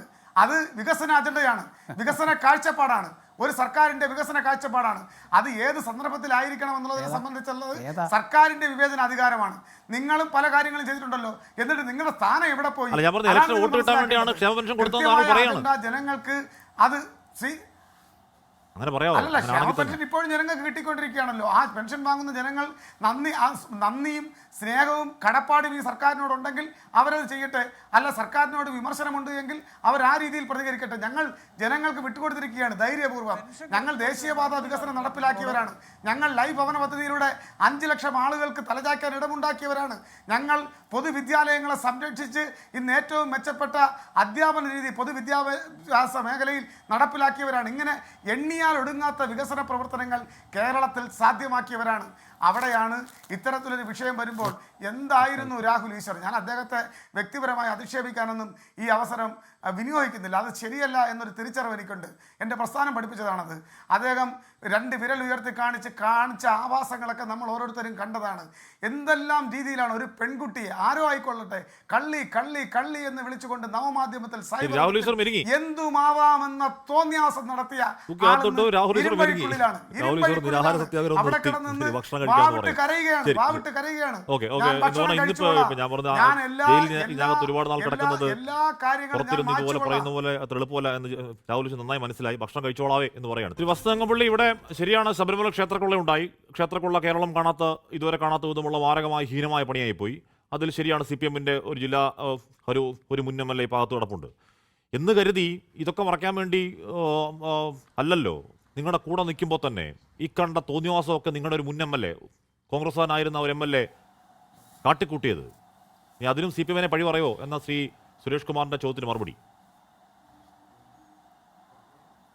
അല്ല ഹാഷ്മി നോക്കൂ, അദ്ദേഹം ഏതാണ്ട് 3.5-4 പതിറ്റാണ്ട് കാലത്തെ മാധ്യമ രംഗത്തെ പാരമ്പര്യമുള്ള ശ്രീകുമാർ സാറിനെ ഔദ്യോഗിക വക്താവിനൊപ്പം അനൗദ്യോഗിക കോൺഗ്രസ് വക്താവ് എന്ന് പറഞ്ഞാണ് അപമാനിച്ചത്. ഞാനതിൽ ശക്തമായ പ്രതിഷേധം രേഖപ്പെടുത്തുന്നതിനോടൊപ്പം തന്നെ അങ്ങ് ഈ ചർച്ചയിൽ 3 കോൺഗ്രസ് പ്രതിനിധികളെ അങ്ങനെയാണ് വിളിച്ചിട്ടുണ്ട്. ഒന്ന് സുരേഷ് കുമാറാണ് കേട്ടോ. കാരണം ഞങ്ങളുടെ 2 ടേക്കുകൾ, ഒന്ന് രാഹുൽ മാങ്കൂട്ടത്തെ 10 ദിവസമായും അറസ്റ്റ് ചെയ്യാൻ പറ്റാത്തത് ഞാൻ നേരത്തെ പറഞ്ഞ ചുക്കിനും ചുണ്ണാമ്പിനും കൊള്ളാത്ത ആഭ്യന്തര വകുപ്പിൻ്റെയും ആഭ്യന്തരമന്ത്രിയുടെയും പ്രശ്നമാണ് എന്ന് അദ്ദേഹം പറയാതെ സമ്മതിച്ചു. 2, പെൻഷൻ അടക്കമുള്ളവയെ ഇവർ ഇലക്ഷൻ അജണ്ടയായി ഉപയോഗിക്കുകയാണെന്നും പെൻഷൻ കൊടുത്ത് വോട്ട് വാങ്ങാം, കിറ്റ് കൊടുത്ത് വോട്ട് വാങ്ങാം എന്നത് പരീക്ഷിച്ച് വിജയിച്ചതിന് ശേഷം ഇനി പെൻഷൻ കൊടുത്ത് വോട്ട് വാങ്ങിക്കളഞ്ഞേക്കാം എന്നതാണ് ഇവരുടെ ഇലക്ഷൻ പ്രൊപ്പഗണ്ട എന്ന ഞങ്ങളുടെ ടേക്ക് ഇദ്ദേഹം രണ്ടാമതും അംഗീകരിച്ചു. അതുകൊണ്ട് കോൺഗ്രസിന് വേണ്ടി സുരേഷ് കുമാർ എനിക്ക് വലിയ വികസന അജണ്ട മുന്നോട്ട് വെച്ചു എന്നാണ്, അതല്ലാതെ പൈസ കൊടുത്ത് വോട്ട് മേടിക്കാന്നല്ല. അല്ല, അങ്ങനെയാണെങ്കിൽ ബീഹാറിൽ ഇലക്ഷന്റെ തലേദിവസം 10,000 രൂപ കൊടുത്തതും 10,000 രൂപ കൊടുത്ത നിതീഷ് കുമാർ ഗവൺമെന്റും വികസന അജണ്ടയാണ് എന്ന് CPM അടക്കമുള്ളവർ ദേശീയ തലത്തിൽ അംഗീകരിച്ചാൽ മതി. രണ്ടാമത് മറ്റൊരു കാര്യം നോക്കൂ ഹാഷ്മി, ഇവർ എന്താണ് ഞങ്ങളുടെ നേരെ തിരിച്ചു പിടിച്ച് ഒരു മുഖ കണ്ണാടി ഇങ്ങനെ തിരിച്ചു പിടിച്ച് നോക്കൂ കോൺഗ്രസേ എന്ന് പറഞ്ഞ് ഇവരുണ്ടല്ലോ. ഈ 13-ാം തീയതി നടക്കുന്ന ഇലക്ഷന്റെ റിസൾട്ട് ഉണ്ടല്ലോ, ഏതായാലും ഇവർ തോറ്റുപോകും. 2012 ശേഷം UDFന്റെ വലിയ തിരിച്ചുവരവ് ഈ തെരഞ്ഞെടുപ്പിൽ ഉണ്ടാകും. അതിനെപ്പറ്റിയുള്ള അവലോകന യോഗമുണ്ടല്ലോ പത്തനംതിട്ട ജില്ലയിൽ. ആ അവലോകന യോഗം ജയിലിൽ നിന്ന് തിരിച്ചു വരുന്ന പത്മകുമാറിന്റെ അധ്യക്ഷതയിൽ ചേരാൻ വേണ്ടി കാത്തിരിക്കുന്ന കൂട്ടരാണ്. അവരാണ് പുറത്താക്കിയ രാഹുൽ മാങ്കൂട്ടത്തോട് കണക്ക് പുറത്ത് എന്ന് പറഞ്ഞ് ഞങ്ങളോട് പറയുന്നത് ധാർമ്മികത വേണം കേട്ടോ എന്ന്. ഉളുപ്പുണ്ടോ നിങ്ങൾക്ക്? മുകേഷിനെ നിങ്ങൾ കൊണ്ടുവന്ന് MLA ആക്കുന്നത്, അതിനുശേഷം പാർലമെന്റിൽ സ്ഥാനാർത്ഥിയാക്കുന്നത്, ഇന്ന് അയാൾ നിങ്ങളുടെ തെരഞ്ഞെടുപ്പിന്റെ ഏറ്റവും പ്രധാനപ്പെട്ട താരപ്രചാരകനായി മാറിയത് അദ്ദേഹത്തിന്റെ ആദ്യ ഭാര്യ 7-ാം മാസത്തിൽ താൻ ഗർഭിണിയായിരിക്കുമ്പോൾ തൻ്റെ വഴിയറ്റിലേക്ക് ആഞ്ഞു ചവിട്ടി ഗർഭശിശുവിനെ കൊല്ലാൻ ശ്രമിച്ചു എന്ന് പറഞ്ഞ് ഡിവോഴ്സ് പെറ്റീഷനിൽ കോടതിയിൽ കൊടുത്ത് ആ ഡിവോഴ്സ് പെറ്റീഷനിൽ അവരുടെ വാദം കോടതി അംഗീകരിച്ചതിന് ശേഷമാണ് കേട്ടോ രാഹുൽ മാങ്കൂട്ടവുമായി ബന്ധപ്പെട്ട ആരോപണം വരുന്നതിന് മുമ്പാണ് അയാൾ കോൺഗ്രസിന്റെ MLA ആയിരുന്നത്. അതിനു മുമ്പാണ് യൂത്ത് കോൺഗ്രസിന്റെ പ്രസിഡന്റ് ആയിരുന്നത്. എന്നാൽ മുകേഷിന്റെ കാര്യത്തിൽ അങ്ങനെയല്ല.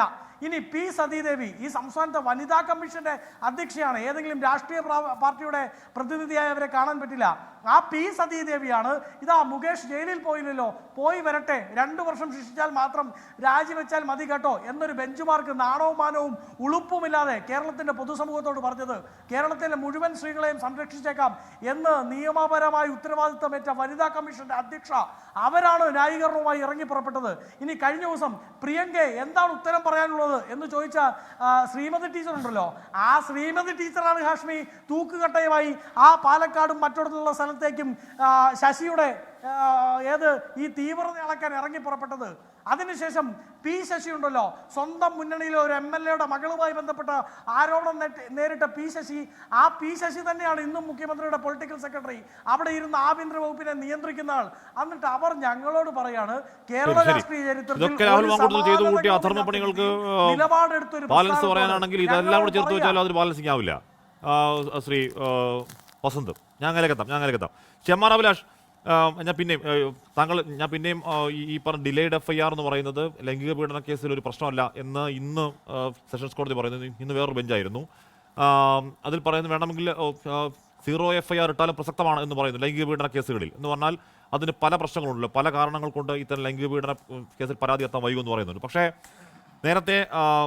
ഞാൻ നേരത്തെ സൂചിപ്പിച്ച അതേ സെഷൻസ് കോടതിയുടെ ആ ഉത്തരവിൽ പറയുന്ന ഒരു വരിയുടെ ഒന്ന് വായിക്കാം. This court is not unmindful of the fact that frivolity in prosecution is also a factor to be considered, and that is essential to see whether the complainant is raised only to harass or humiliate the petitioner. In the backdrop of pursuing election, in view of the fact that the petitioner, being a prominent politician, lodging the complaint to ignite a controversy cannot be ruled out.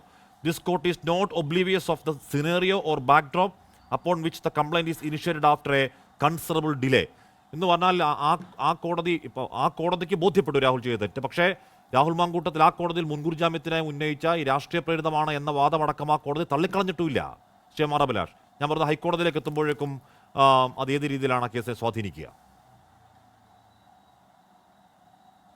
അല്ല ശ്രീ ഹാഷ്മി, കോടതി പറയുന്നത് മുൻകൂർ ജാമ്യാപേക്ഷ തള്ളിക്കൊണ്ടുള്ള ഉത്തരവിൽ പറയുന്നത് ഈ രാഷ്ട്രീയ ശബ്ദം എക്കോ ചെയ്യുന്നുണ്ട്. എനിക്കത് കറക്റ്റ് ചെയ്യണേ. എനിക്ക് ഇമ്പോർട്ടൻ്റ് ആയിട്ടുള്ളൊരു പോയിന്റ് പറയാനുണ്ട്. ശരിയാക്കാം എക്കോ തിരിച്ചു വരുന്നു.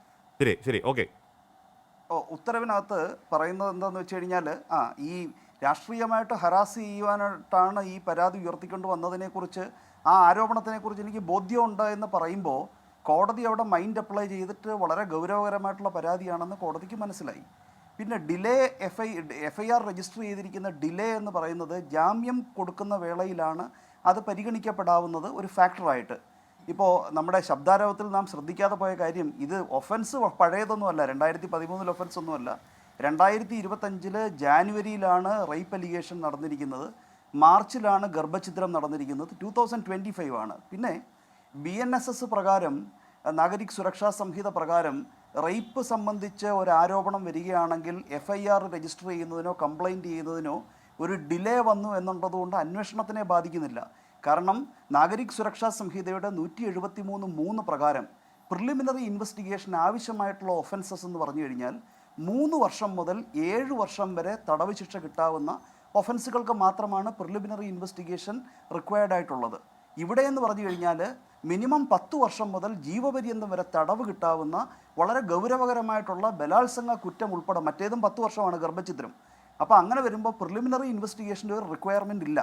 അന്വേഷണം നടത്തുന്നതിന് നിയമപരമായിട്ടൊരു ഫെക്ടർ ഇല്ല. വളരെ ഗൗരവകരമായിട്ടുള്ള ആരോപണമാണ്. പിന്നെ നേരത്തെ ശ്രീ രാഹുൽ ഈശ്വറിനെ കുറിച്ച് ഇവിടെ പരാമർശിക്കുകയുണ്ടായി. രാഹുലിൻ്റെ നിലപാടുകൾ പൂർണ്ണമായിട്ടും അപ്രസക്തമല്ല കേരളത്തിനെ പോലെ ഒരു സമൂഹത്തിൽ, ശ്രീ ഹാഷ്മി. പക്ഷേ അതായത് പലപ്പോഴും ദുരാരോപണങ്ങൾ ഉന്നയിക്കപ്പെടുകയും ഇതിനകത്ത് പുരുഷന്മാർ പല കേസുകളിലും ഇരകളായിപ്പെടുന്നതൊക്കെ വസ്തുതകളുടെ വെളിച്ചത്തിൽ പിന്നീട് പുറത്തു വന്നിട്ടുണ്ട്. പക്ഷേ രാഹുൽ ശ്രദ്ധിക്കാൻ മറന്നുപോയ ഒരു വിഷയം, എവിടെയാണ് ഒരു നിരീക്ഷകൻ എന്നുള്ള നിലയിൽ തൻ്റെ ലക്ഷ്മണരേഖ വരയ്ക്കേണ്ടതെന്നുള്ളത് അദ്ദേഹം മറന്നുപോയി. ബസ്സിൽ കയറി വൃത്തികേട് കാണിക്കുന്നത് ഡിജിറ്റൽ എവിഡൻസ് ഉണ്ടായിട്ട് കൂടി അങ്ങനെയുള്ളവർക്ക് വേണ്ടിയൊക്കെ അദ്ദേഹം ന്യായീകരിച്ചിറങ്ങുമ്പോൾ ഇതിനകത്ത് സത്യവും മിഥ്യയും വേർതിരിക്കുക എന്നുള്ളതല്ല, ഒരു നിലപാടിന് വേണ്ടി അന്ധമായിട്ട് നിലകൊള്ളുക, പുരുഷ കമ്മീഷൻ എന്നൊക്കെ പറഞ്ഞുകൊണ്ട് പുരുഷന്മാർക്ക് പ്രാബല്യമുണ്ട്, പക്ഷേ ഉയർത്തേണ്ട വാദങ്ങൾക്ക് പ്രസക്തി ഉണ്ടെങ്കിലും അതിൻ്റെ എക്സ്ട്രീമിലേക്ക് പോയി വല്ലാതെ അന്ധമായിട്ട് ഡിഫെൻഡ് ചെയ്യുക, രാഹുൽ മാങ്കൂട്ടത്തിന് ഇല്ലാത്ത ഉശിരോടുകൂടി ഈ കുറ്റാരോപിതയെ വാക്കുകളാൽ ആക്രമിക്കാൻ ശ്രമിക്കുക. അപ്പോൾ അതൊക്കെ വരുമ്പോൾ അദ്ദേഹത്തിൻ്റെ പരിധിയും പരിമിതിയും തിരിച്ചറിയുന്നതിൽ പരാജയപ്പെട്ടു. രാഹുൽ ഉന്നയിച്ചിരിക്കുന്ന വിഷയം ഗൗരവം തന്നെയാണ്. പക്ഷേ രാഹുൽ ഇങ്ങനെ നിരന്തരമായിട്ട് തെറ്റ് കാണിക്കുമ്പോൾ അദ്ദേഹം എന്ത് നിലപാടിന് വേണ്ടിയാണോ നിൽക്കുന്നത് അതിനെ അദ്ദേഹം പരാജയപ്പെടുത്തുകയാണ് ചെയ്യുന്നത്. വിവേചന ബുദ്ധിയുടെ പ്രയോഗമില്ലാതെ എല്ലാ വിഷയത്തിലും പുരുഷന് വേണ്ടി ആ സവാദ് എന്ന് പറയുന്ന വ്യക്തിക്ക് വേണ്ടി അദ്ദേഹം ശക്തമായിട്ട് വാദം നടത്തി എന്നൊക്കെയാണ് പറയുന്നത്. അപ്പം സത്യം എന്താണെന്ന് തിരിച്ചറിയാനുള്ള ഒരു യുക്തി ഒരു നിരീക്ഷകൻ കാണിക്കട്ടെ. അവിടെയാണ് അദ്ദേഹത്തിന് പരാജയപ്പെട്ടു പോയത്. ജോർജ് ജോസഫ്, താങ്കളുടെ നിരീക്ഷണത്തിൽ ഈ കേസിൽ പോലീസിന് അറസ്റ്റ് ചെയ്യാൻ യാതൊരു തടസ്സവുമില്ല. അതിൽ മൊഴിയെടുക്കൽ മാത്രമാണ് പ്രധാനം. മൊഴി നൽകാനുള്ള ശ്രമത്തിൽ തന്നെയാണ്, അല്ലെങ്കിൽ മൊഴിയെടുക്കാൻ ശ്രമത്തിൽ തന്നെയാണ് ഉന്നത പോലീസ് ഉദ്യോഗസ്ഥർ എന്നതാണ് അറിയാൻ കഴിയുന്നത്. അതും ഇനി സെഷൻസിൽ തള്ളി ഹൈക്കോടതിയിലേക്ക് വന്ന് ഹൈക്കോടതിയിൽ തള്ളി, അല്ലെങ്കിൽ ഹൈക്കോടതി നോട്ട് അറസ്റ്റ് കൊടുക്കുമോ എന്നുള്ളത് പോലീസ് കാത്തിരിക്കുമോ, അതോ എത്രയും വേണം. ഇപ്പോൾ ഈ രാഷ്ട്രീയാരോപണം കൂടി ഉണ്ടല്ലോ, ക്ഷേത്രക്കൊള്ള മറയ്ക്കാനാണ് ഇത്തരത്തിൽ അറസ്റ്റ് വൈകിപ്പിക്കുന്നത് എന്നൊക്കെ വരുമ്പോഴേക്കും പോലീസിന് മേൽ കുറച്ചുകൂടി സമ്മർദ്ദമേറില്ലേ ജോർജ് ജോസഫ്? തീർച്ചയായിട്ടും പോലീസിൻ്റെ മേൽ നല്ല സമ്മർദ്ദമായിരിക്കും. കാരണം രണ്ടാമത്തെ എക്കോ വരുന്നുണ്ട്. എക്കോ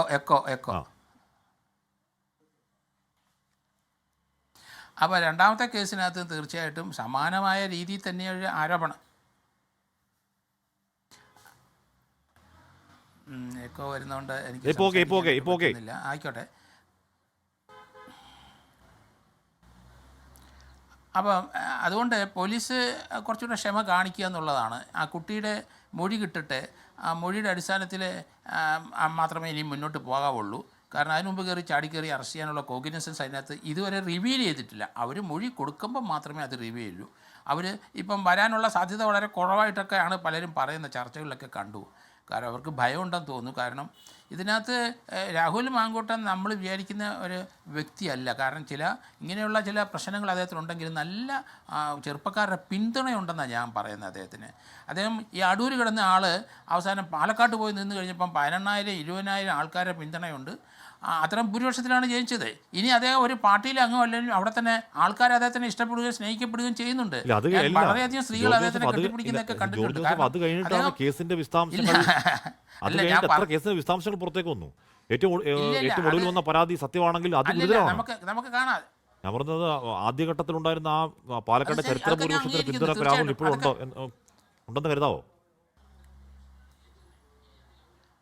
അല്ല, ഞാൻ ആ പിന്തുണ, കാരണം നമ്മൾ ഈ സോഷ്യൽ മീഡിയയിലൊക്കെ കാണുന്നത് ആൾക്കാർ അതുപോലെ അദ്ദേഹത്തിൻ്റെ പിന്നിലുണ്ടെന്നാണ് ഇപ്പോഴും ഞാൻ കരുതുന്നത്. കാരണം ഇപ്പോഴത്തെ ചെറുപ്പക്കാർ, എൻ്റെ ഒരു നേരത്തെ ഒരു നിരീക്ഷണം, ഈ ചെറുപ്പക്കാർ ഇതേ പ്രായത്തിലുള്ളവരെല്ലാം ഇങ്ങനെ ഒരു ഫ്രീ സെക്സിൻ്റെ മേഖലയിൽ തന്നെയാണ് പോകുന്നത് പലരും. ഓക്കെ, അതൊന്നുമല്ല ഞാൻ പറഞ്ഞത്. സോഷ്യൽ മീഡിയ എന്ന് പറയുന്ന കേരളത്തിൻ്റെ പൊതുസമൂഹത്തിൻ്റെ പരിചയമൊന്നുമല്ല. അതിനകത്ത് PR പണിയൊക്കെ നടക്കുന്നുണ്ടല്ലോ. നമുക്ക് എന്തായാലും നോക്കാം. എന്തായാലും ഇക്കാര്യത്തിൽ 10ാം നാളും രാഹുൽ മാങ്കൂട്ടത്തിൽ കേരളത്തിൻ്റെ MLA ഒളിവിലാണ്.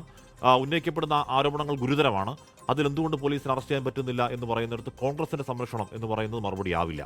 എൻകൗണ്ടർ പൂർണ്ണമാകുന്ന ചർച്ചയിൽ പങ്കെടുത്ത എല്ലാവർക്കും നന്ദി. പ്രിയ പ്രേക്ഷകർക്ക് ശുഭരാത്രി.